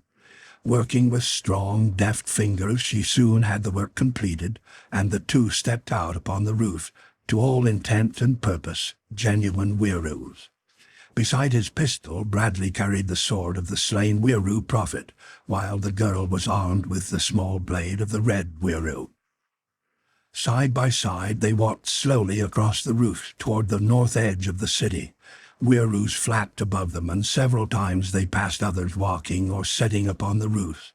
From the temple still rose the sounds of commotion, now pierced by occasional shrill screams. "The murderers are abroad," whispered the girl. "Thus will another become the tongue of Luata. It is well for us, since it keeps them too busy to give the time for searching for us. They think that we cannot escape the city, and they know that we cannot leave the island, and so do I." Bradley shook his head. "If there is any way, we will find it," he said. "There is no way," replied the girl. Bradley made no response, and in silence they continued until the outer edge of roofs was visible before them. "We are almost there," he whispered. The girl felt for his fingers and pressed them. He could feel hers trembling as he returned the pressure, nor did he relinquish her hand, and thus they came to the edge of the last roof. Here they halted and looked about them. To be seen attempting to descend to the ground below would be to betray the fact that they were not Wirus. Bradley wished that their wings were attached to their bodies by sinew and muscle, rather than by ropes of fiber. A Wiru was flapping far overhead. 2 more stood near a door a few yards distant. Standing between these and one of the outer pedestals that supported one of the numerous skulls, Bradley made one end of a piece of rope fast about the pedestal, and dropped the other end to the ground outside the city. Then they waited. It was an hour before the coast was entirely clear, and then a moment came when no Wiru was in sight. "Now," whispered Bradley, and the girl grasped the rope and slid over the edge of the roof into the darkness below. A moment later Bradley felt two quick pulls upon the rope and immediately followed to the girl's side. Across a narrow clearing they made their way and into a wood beyond. All night they walked, following the river upward toward its source, and at dawn they took shelter in a thicket beside the stream.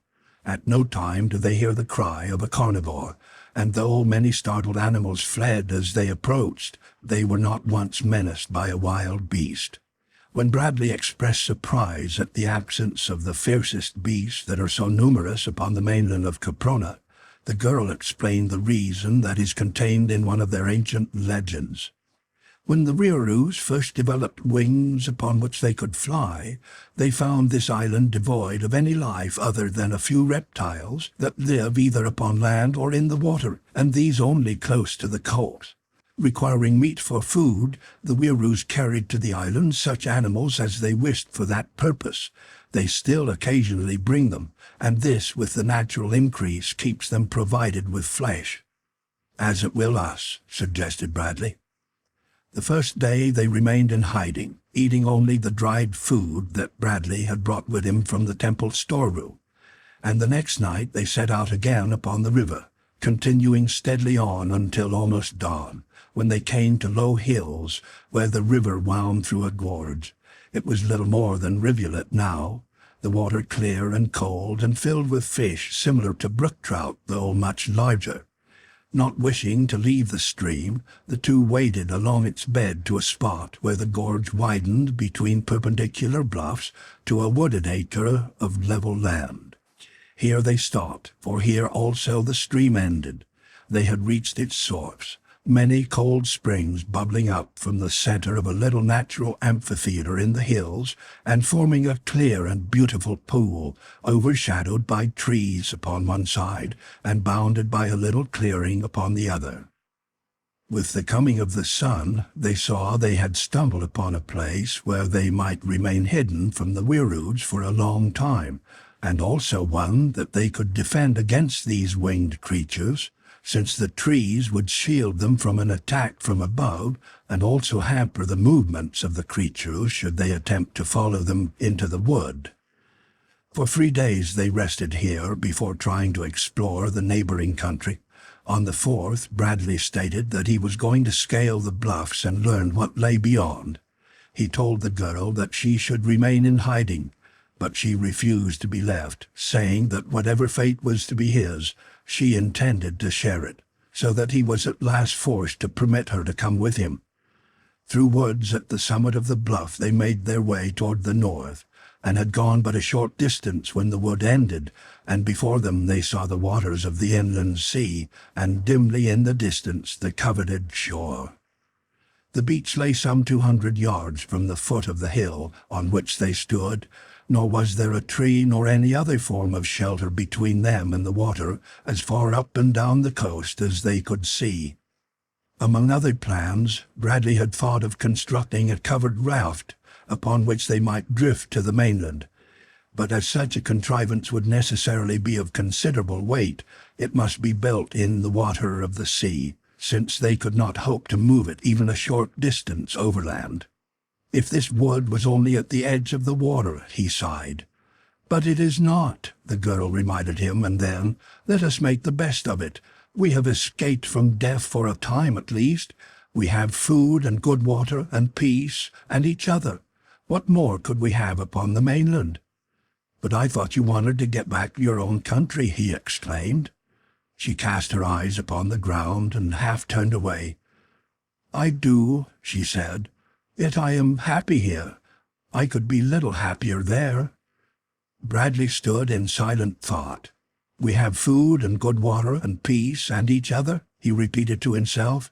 He turned then and looked at the girl, and it was as though in the days that they had been together this was the first time that he had really seen her.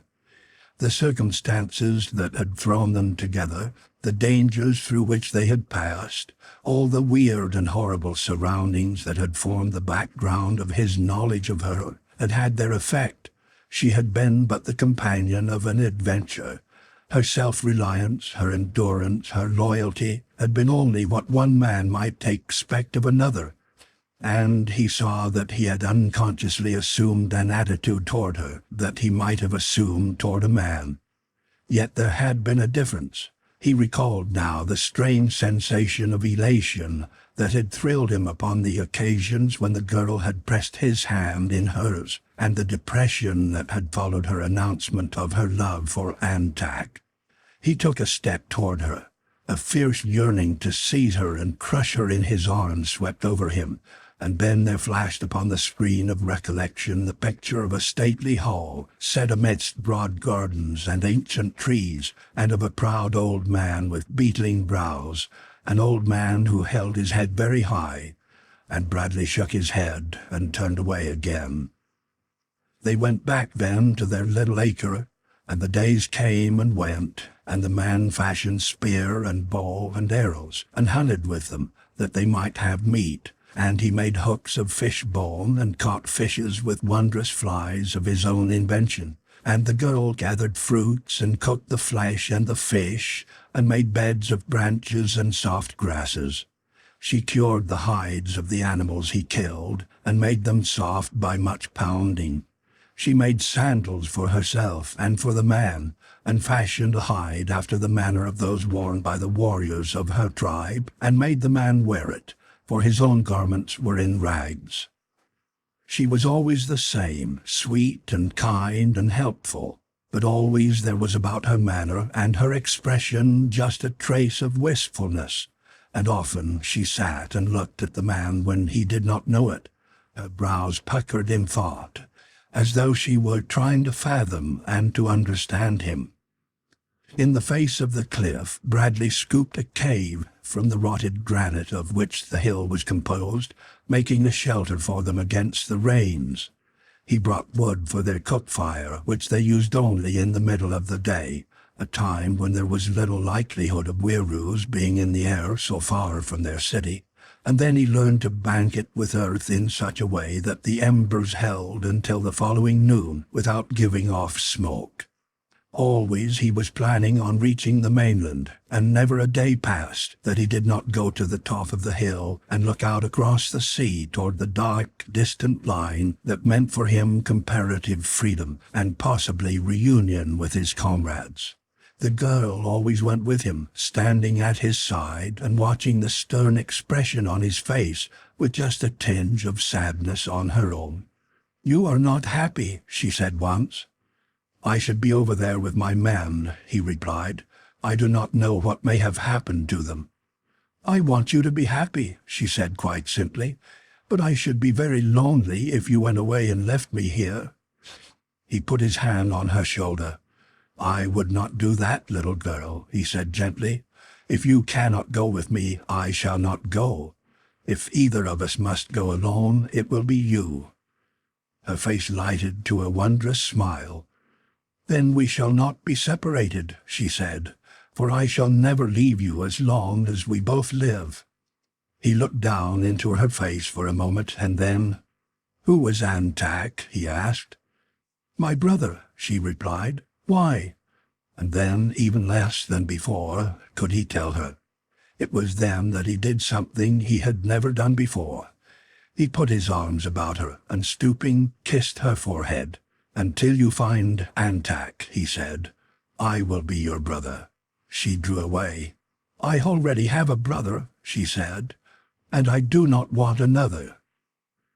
End of Chapter 4.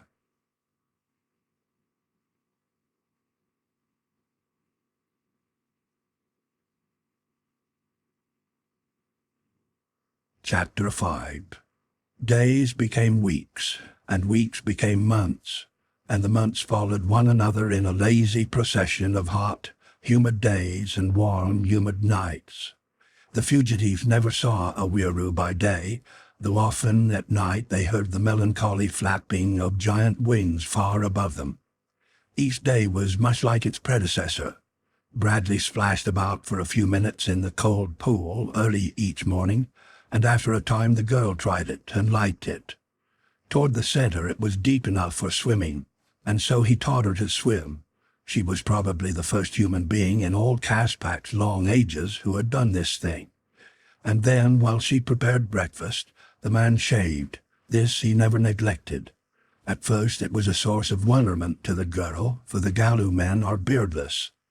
When they needed meat, he hunted. Otherwise, he busied himself in improving their shelter, making new and better weapons, perfecting his knowledge of the girl's language, and teaching her to speak and write English, anything that would keep them both occupied. He still sought new plans for escape, but with ever-lessening enthusiasm, since each new scheme presented some insurmountable obstacle. And then one day, as a bolt out of a clear sky, came that which blasted the peace and security of their sanctuary forever. Bradley was just emerging from the water after his morning plunge, when from overhead came the sound of flapping wings. Glancing quickly up, the man saw a white-robed Wiru circling slowly above him. That he had been discovered he could not doubt, since the creature even dropped to a lower altitude as though to assure itself that what it saw was a man. Then it rose rapidly and winged away toward the city. For 2 days Bradley and the girl lived in a constant state of apprehension, awaiting the moment when the hunters would come for them. But nothing happened until just after dawn of the 3rd day, when the flapping of wings apprised them of the approach of Wirus. Together they went to the edge of the wood, and looked out to see 5 red-robed creatures dropping slowly in ever-lessening spirals toward their little amphitheater. With no attempt at concealment they came, sure of their ability to overwhelm these 2 fugitives, and with the fullest measure of self-confidence they landed in the clearing, but a few yards from the man and the girl. Following a plan already discussed, Bradley and the girl retreated slowly into the woods. The Wirus advanced, calling upon them to give themselves up, but the quarry made no reply. Farther and farther into the little wood Bradley led the hunters, permitting them to approach even closer. Then he circled back again toward the clearing, evidently to the great delight of the Wirus, who now followed more leisurely, awaiting the moment when they should be beyond the trees and able to use their wings. They had opened into semicircular formation now, with the evident intention of cutting the 2 off from returning into the wood. Each Wiru advanced with his curved blade ready in his hand, each hideous face blank and expressionless. It was then that Bradley opened fire with his pistol, 3 shots aimed with careful deliberation, for it had been long since he had used the weapon, and he could not afford to chance wasting ammunition on misses. At each shot a Wiru dropped, and then the remaining 2 sought escape by flight, screaming and wailing after the manner of their kind. When a Wiru runs, his wings spread almost without any volition upon his part, since from time immemorial he has always used them to balance himself and accelerate his running speed, so that in the open they appear to skim the surface of the ground when in the act of running. But here in the woods, among the close-set boles, the spreading of their wings proved their undoing. It hindered and stopped them, and threw them to the ground, and then Bradley was upon them, threatening them with instant death if they did not surrender, promising them their freedom if they did his bidding. "As you have seen," he cried, "I can kill you when I wish, and at a distance. You cannot escape me. Your only hope of life lies in obedience. Quick, or I kill." The Wiru stopped and faced him. "What do you want of us?" asked one. "Throw aside your weapons," Bradley commanded. After a moment's hesitation they obeyed. "Now approach." A great plan, the only plan, had suddenly come to him like an inspiration. The Wirus came closer and halted at his command. Bradley turned to the girl.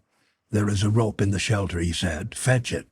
She did as he bid, and then he directed her to fasten one end of a 50-foot length to the ankle of one of the Wirus and the opposite end to the second. The creatures gave evidence of great fear, but they dared not attempt to prevent the act. "Now go out into the clearing," said Bradley, "and remember that I am walking close behind, and that I will shoot the nearer one should either attempt to escape. That will hold the other until I can kill him as well." In the open he halted them. "The girl will get upon the back of the one in front," announced the Englishman. "I will mount the other. She carries a sharp blade, and I carry this weapon that you know kills easily at a distance. If you disobey in the slightest the instructions that I am about to give you, you shall both die. That we must die with you will not deter us. If you obey, I promise to set you free without harming you. You will carry us due west, depositing us upon the shore of the mainland. That is all. It is the price of your lives. Do you agree?" Sullenly the Wieroos acquiesced. Bradley examined the knots that held the rope to their ankles, and feeling them secure, directed the girl to mount the back of the leading Wieroo, himself upon the other. Then he gave the signal for the two to rise together. With loud flapping of the powerful wings, the creatures took to the air, circling once before they topped the trees upon the hill, and then taking a course due west out over the waters of the sea. Nowhere about them could Bradley see signs of other Wieroos, nor of those other menaces which he had feared might bring disaster to his plans for escape, the huge winged reptilia that are so numerous above the southern areas of Caspak, and which are often seen, though in lesser numbers, farther north. Nearer and nearer loomed the mainland, a broad, park-like expanse, stretching inland to the foot of a low plateau spread out before them. The little dots in the foreground became grazing herds of deer and antelope and bos. A huge woolly rhinoceros wallowed in a mud-hole to the right, and beyond a mighty mammoth culled the tender shoots from a tall tree. The roars and screams and growls of giant carnivora came faintly to their ears. Ah, this was Caspak. With all its dangers and its primal savagery, it brought a fullness to the throat of the Englishman, as to one who sees and hears the familiar sights and sounds of home after a long absence. Then the Wieroos dropped swiftly downward to the flower-starred turf that grew almost to the water's edge. The fugitives slipped from their backs, and Bradley told the red-robed creatures they were free to go. When he had cut the ropes from their ankles, they rose with that uncanny wailing upon their lips that always brought a shudder to the Englishman, and upon dismal wings they flapped away toward frightful Uo. When the creatures had gone, the girl turned toward Bradley. "Why did you have them bring us here?" she asked. "Now we are far from my country. We may never live to reach it, as we are among enemies who, while not so horrible, will kill us just as surely as would the Wieroos should they capture us, and we have before us many marches through lands filled with savage beasts." "There were 2 reasons," replied Bradley. "You told me that there are 2 Wieroo cities at the eastern end of the island. To have passed near either of them might have been to have brought about our heads hundreds of the creatures from whom we could not possibly have escaped. Again, my friends must be near this spot. It cannot be over 2 marches to the ford of which I have told you. It is my duty to return to them. If they still live, we shall find a way to return you to your people." "And you?" asked the girl. "I escaped from Uo," replied Bradley. "I have accomplished the impossible once, and so I shall accomplish it again. I shall escape from Caspak." He was not looking at her face as he answered her, and so he did not see the shadow of sorrow that crossed her countenance. When he raised his eyes again, she was smiling. "What you wish, I wish," said the girl. Southward along the coast they made their way, following the beach, where the walking was best, but always keeping close enough to trees to ensure sanctuary from the beasts and reptiles that so often menaced them. It was late in the afternoon when the girl suddenly seized Bradley's arm and pointed straight ahead along the shore. "What is that?" she whispered. "What strange reptile is it?" Bradley looked in the direction her slim forefinger indicated. He rubbed his eyes and looked again, and Benny seized her wrist and drew her quickly behind a clump of bushes. "What is it?" she asked. "It is the most frightful reptile that the waters of the world have ever known," he replied. "It is a German U-boat." An expression of amazement and understanding lighted her features. "It is the thing of which you told me," she exclaimed, "the thing that swims under the water and carries men in its belly." "It is," replied Bradley. "Then why do you hide from it?" asked the girl. "You said that now it belonged to your friends." "Many months have passed since I knew what was going on among my friends," he replied. "I cannot know what has befallen them. They should have been gone from here in this vessel long since, and so I cannot understand why it is still here. I am going to investigate first before I show myself. When I left, there were more Germans on the U-33 than there were men of my own party at the fort, and I have had sufficient experience of Germans to know that they will bear watching if they have not been properly watched since I left. Making their way through a fringe of wood that grew a few yards inland, the two crept unseen toward the U-boat, which lay moored to the shore at a point which Bradley now recognized as being near the oil pool north of Dinosaur. As close as possible to the vessel they halted, crouching low among the dense vegetation, and watched the boat for signs of human life about it. The hatches were closed. No one could be seen or heard. For 5 minutes Bradley watched, and then he determined to board the submarine and investigate. He had risen to carry his decision into effect when there suddenly broke upon his ear, uttered in loud and menacing tones, a volley of German oaths and expletives, among which he heard "English a Schweinhunde" repeated several times. The voice did not come from the direction of the U-boat, but from inland. Creeping forward, Bradley reached a spot where, through the creepers hanging from the trees, he could see a party of men coming down toward the shore. He saw Baron Friedrich von Schuenbortz and 6 of his men, all armed, while marching in a little knot. Among them were Olson, Brady, Sinclair, Wilson, and Whiteley. Bradley knew nothing of the disappearance of Bourne Tyler and Miss LaRue, nor of the perfidy of the Germans in shelling the fort and attempting to escape in the U-33, but he was in no way surprised at what he saw before him. The little party came slowly onward, the prisoners staggering beneath heavy cans of oil, while Schwartz, one of the German non-commissioned officers, cursed and beat them with a stick of wood impartially. Von Schuenbortz walked in the rear of the column, encouraging Schwartz and laughing at the discomfiture of the Britishers.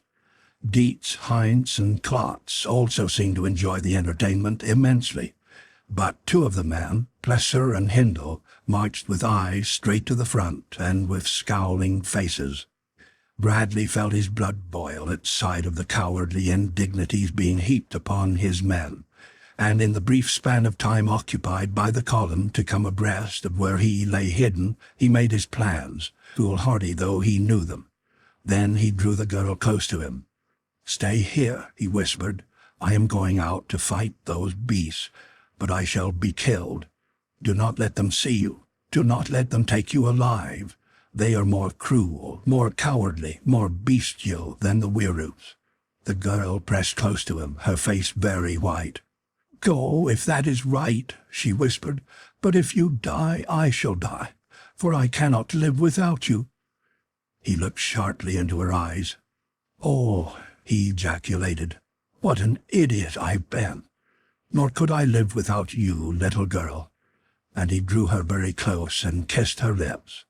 "Goodbye." He disengaged himself from her arms and looked again in time to see that the rear of the column had just passed him. Then he rose and leaped quickly and silently from the jungle. Suddenly von Schuenbortz felt an arm thrown about his neck, and his pistol jerked from its holster.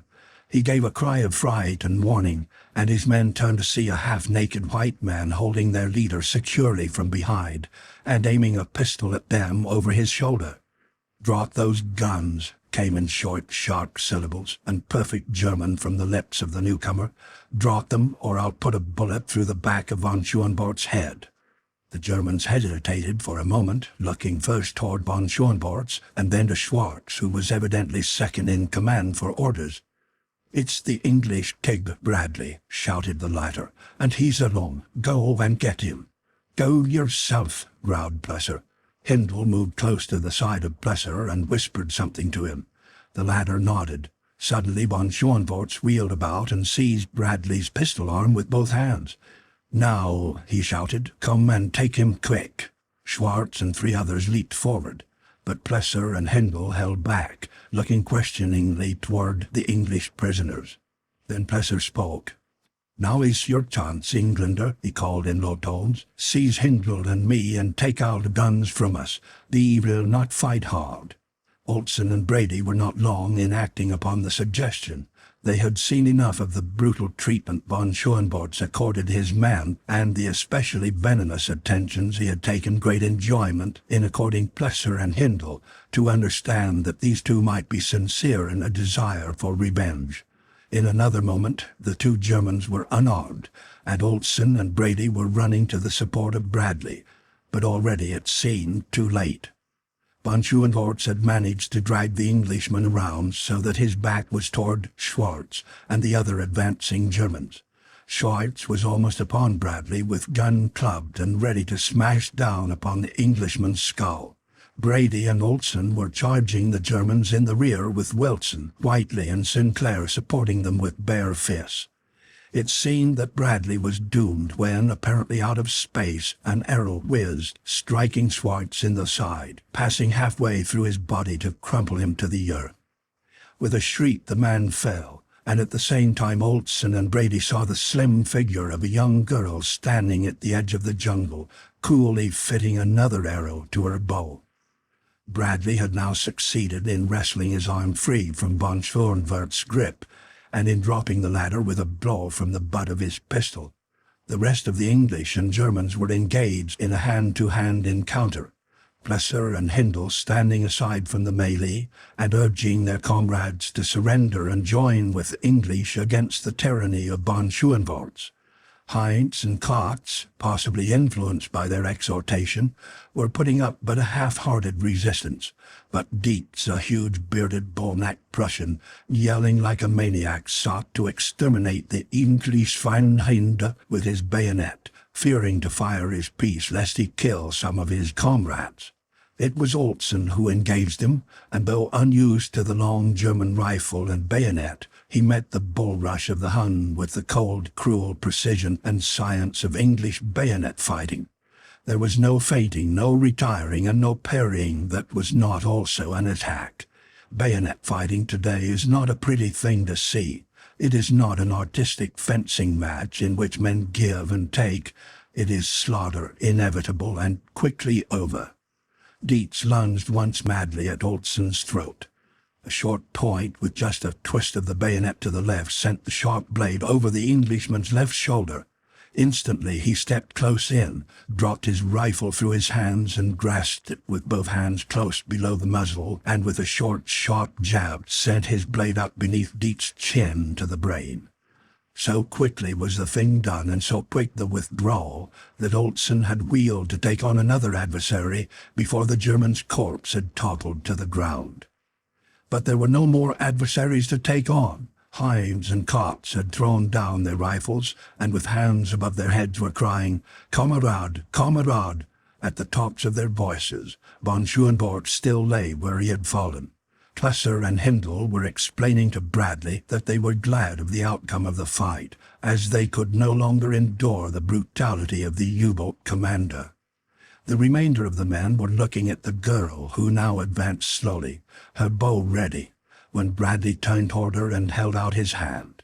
"Khotan," he said, "unstring your bow. These are my friends and yours. And to the Englishman, this is Khotan. You who saw her save me from Schwartz know a part of what I owe her." The rough men gathered about the girl, and when she spoke to them in broken English, with a smile upon her lips, enhancing the charm of her irresistible accent, each and every one of them promptly fell in love with her, and constituted himself henceforth her guardian and her slave. A moment later, the attention of each was called to Plesser by a volley of invective. They turned in time to see the man running toward von Schoenvorts, who was just rising from the ground. Plesser carried a rifle with bayonet fixed that he had snatched from the side of Dietz's corpse. Von Schoenvorts' face was livid with fear, his jaws working as though he would call for help, but no sound came from his blue lips. "You struck me," shrieked Plesser. "Once, twice, 3 times you struck me, pig. You murdered Zwerg. You drove him insane by your cruelty until he took his own life. You are only one of your kind. They are all like you from the Kaiser down. I wish that you were the Kaiser, thus would I do." And he lunged his bayonet through von Schoenwald's chest. Then he let his rifle fall with the dying man, and wheeled toward Bradley. "Here I am," he said. "Do with me as you like.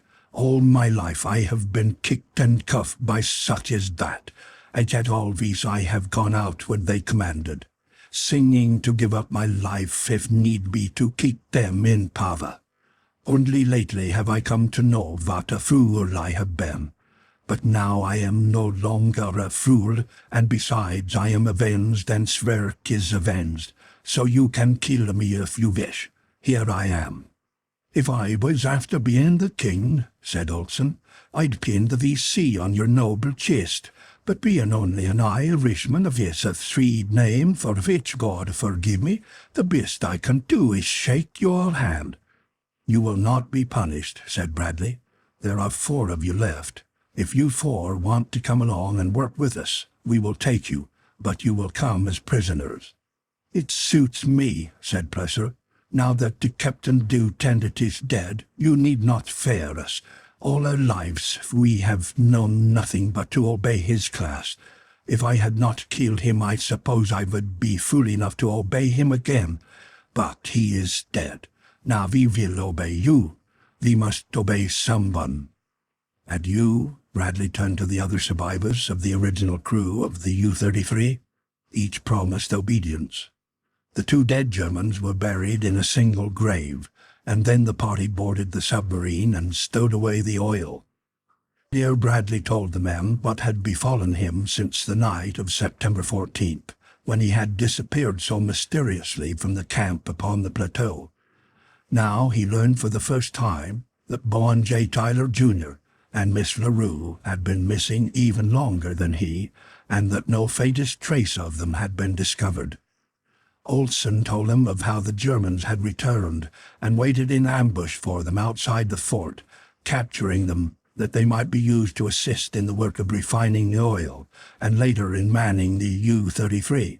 And Plesser told briefly of the experiences of the German crew under von Schoenwald since they had escaped from Kasbach months before, of how they lost their bearings after having been shelled by ships they had attempted to sneak farther north, and how at last, with provisions gone and fuel almost exhausted, they had sought and at last found, more by accident than design, the mysterious island they had once been so glad to leave behind.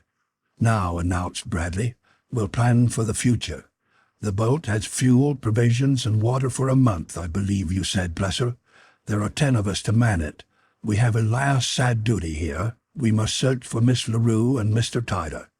I say a sad duty because we know that we shall not find them. But it is none the less our duty to comb the shoreline, firing signal shells at intervals, that we at least may leave at last with full knowledge that we have done all that men might do to locate them." None dissented from this conviction, nor was there a voice raised in protest against the plan to at least make assurance doubly sure before quitting Kasbach forever. And so they started, cruising slowly up the coast and firing an occasional shot from the gun. Often the vessel was brought to a stop, and always there were anxious eyes scanning the shore for an answering signal. Late in the afternoon they caught sight of a number of Bantoom warriors, but when the vessel approached the shore and the natives realized that human beings stood upon the back of the strange monster of the sea, they fled in terror before Bradley could come within hailing distance. That night they dropped anchor at the mouth of a sluggish stream whose warm waters swarmed with millions of tiny tadpole-like organisms, minute human spawn, starting on their precarious journey from some inland pool toward the beginning, a journey which 1 in millions might perhaps survive to complete. Already, almost at the inception of life, they were being greeted by thousands of voracious mouths, as fish and reptiles of many kinds fought to devour them.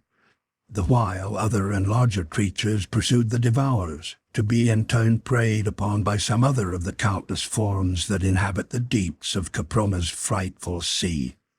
The second day was practically a repetition of the first. They moved very slowly with frequent stops, and once they landed in the Krolu country to hunt. Here they were attacked by the bow and arrow men, whom they could not persuade to palaver with them.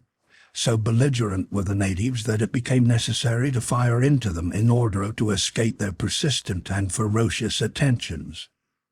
"What chance," asked Bradley as they were returning to the boat with their game, "could Tyler and Miss LaRue have had among such as these?"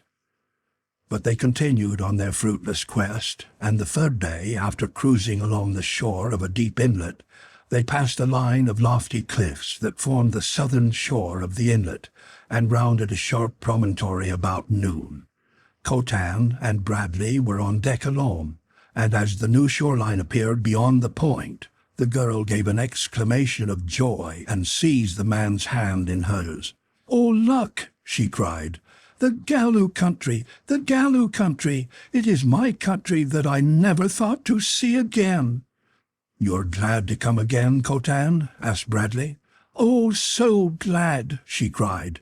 "And you will come with me to my people? We may live here among them, and you will be a great warrior. Oh, when Jor dies you may even be chief, for there is none so mighty as my warrior. You will come?" Bradley shook his head. "I cannot, little Khotan," he answered. "My country needs me, and I must go back. Maybe someday I shall return. You will not forget me, Khotan?" She looked at him in wide-eyed wonder. "You are going away from me?" she asked in a very small voice. "You are going away from Khotan?" Bradley looked down upon the little bowed head. He felt the soft cheek against his bare arm, and he felt something else there too.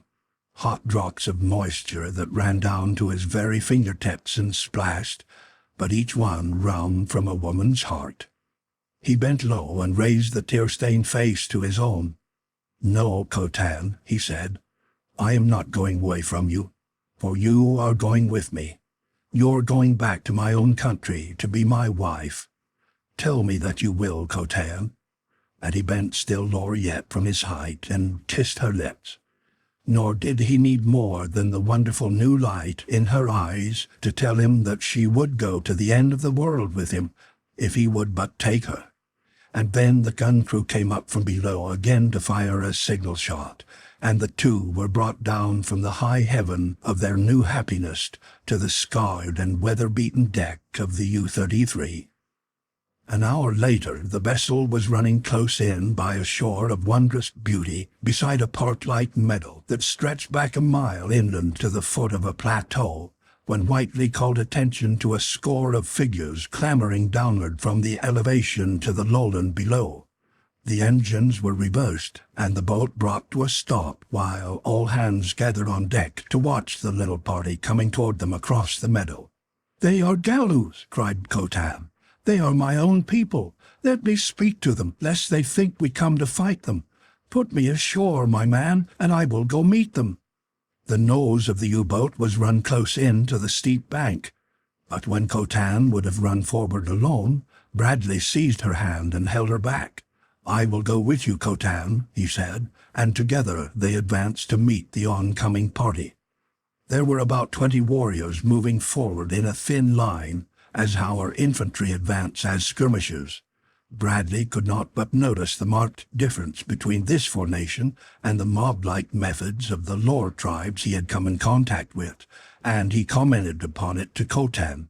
"Galu warriors always advance into battle thus," she said.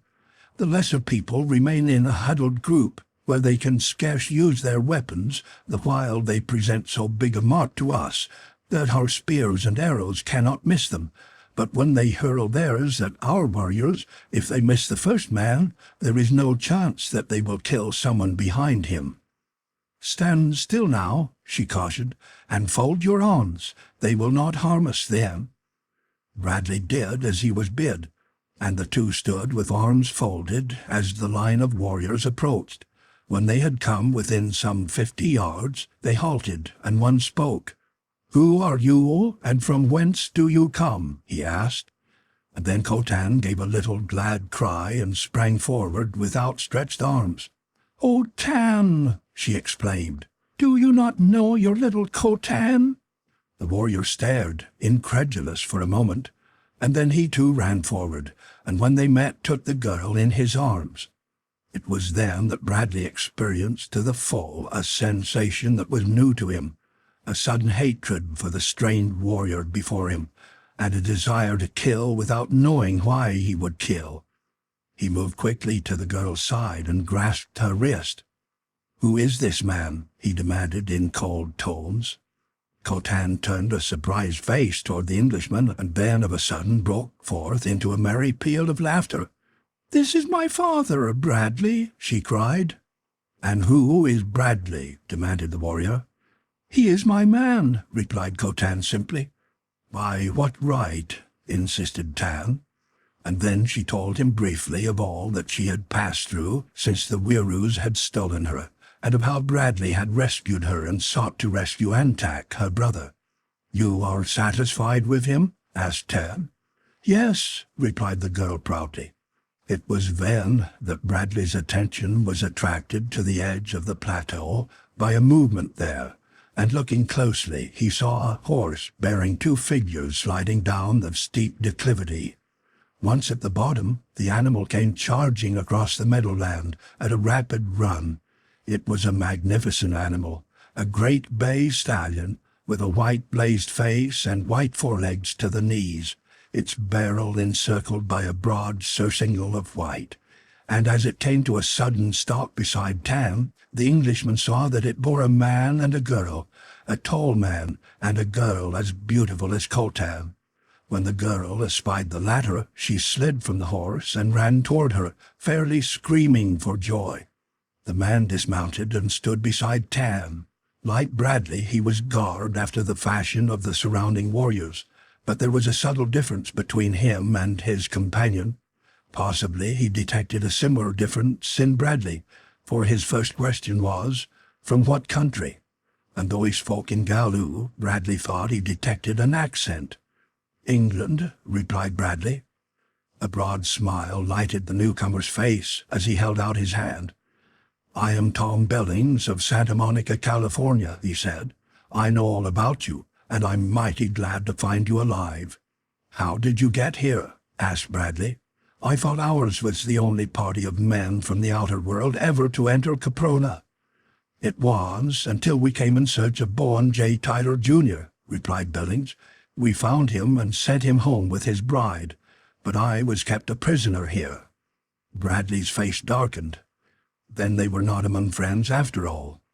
"There are 10 of us down there on a German sub, with small arms and a gun," he said quickly in English. "It will be no trick to get away from these people." "You don't know my jailer," replied Billings, "or you'd not be so sure. Wait, I'll introduce you." And then turning to the girl who had accompanied him, he called her by name. "Ajor," he said, "permit me to introduce Lieutenant Bradley. Lieutenant, Mrs. Billings, my jailer." The Englishman laughed as he shook hands with the girl. "You are not as good a soldier as I," he said to Billings. "Instead of being taken prisoner myself, I have taken one. Mrs. Bradley, this is Mr. Billings." Ajor, quick to understand, turned toward Cotan. "You are going back with him to his country?" she asked. Cotan admitted it. "You dare?" asked Ajor. "But your father will not permit it. Jor, my father, High Chief of the Galus, will not permit it, for like me you are Cosatalo. Oh, Cotan, if we but could! How I would love to see all the strange and wonderful things of which my Tom tells me." Bradley bent and whispered in her ear, "Say the word, and you may both go with us." Billings heard, and speaking in English, asked Ajor if she would go. "Yes," she answered, "if you wish it. But you know, my Tom, that if Jor captures us, both you and Cotan's man will pay the penalty with your lives. Not even his love for me nor his admiration for you can save you." Bradley noticed that she spoke in English, broken English, like Cotan's, but equally appealing. "We can easily get you aboard the ship," he said, "on some pretext or other, and then we can steam away. They can neither harm nor detain us, nor will we have to fire a shot at them." And so it was done, Bradley and Cotan taking Ajor and Billings aboard to show them the vessel, which almost immediately raised anchor and moved slowly out into the sea. "I hate to do it," said Billings. "They have been fine to me. Jor and Tan are splendid men, and they will think me an ingrate, but I can't waste my life here when there is much to be done in the outer world." As they steamed down the inland sea past the island of Uol, the stories of their adventures were retold, and Bradley learned that Bowen Tyler and his bride had left the Galu country but a fortnight before, and that there was every reason to believe that the Toreador might still be lying in the Pacific, not far off the subterranean mouth of the river which emitted Caprona's heated waters into the ocean. Late in the second day, after running through swarms of hideous reptiles, they submerged at the point where the river entered beneath the cliffs, and shortly after rose to the sunlit surface of the Pacific. But nowhere, as far as they could see, was sign of another craft. Down the coast they steamed toward the beach where Billings had made his crossing in the hydro-aeroplane, and just at dusk the lookout announced a light dead ahead. It proved to be aboard the Toreador, and a half-hour later there was such a reunion on the deck of the trig little yacht as no one there had ever dreamed might be possible. Of the allies there were only Tippett and James to be mourned, and no one mourned any of the Germans dead, nor Benson the traitor, whose ugly story was first told in Bowen Tyler's manuscript.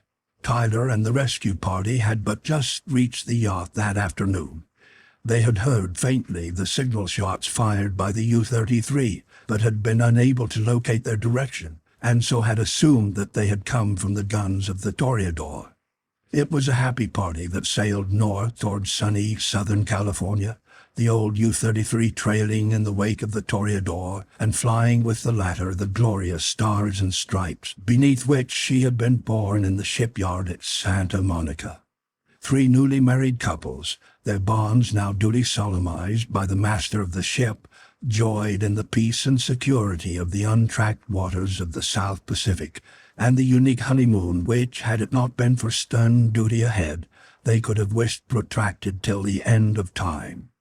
And so they came one day to dock at the shipyard which Bowen Tyler now controlled, and here the U-33 still lies, while those who passed so many eventful days within, and because of her, have gone their various ways.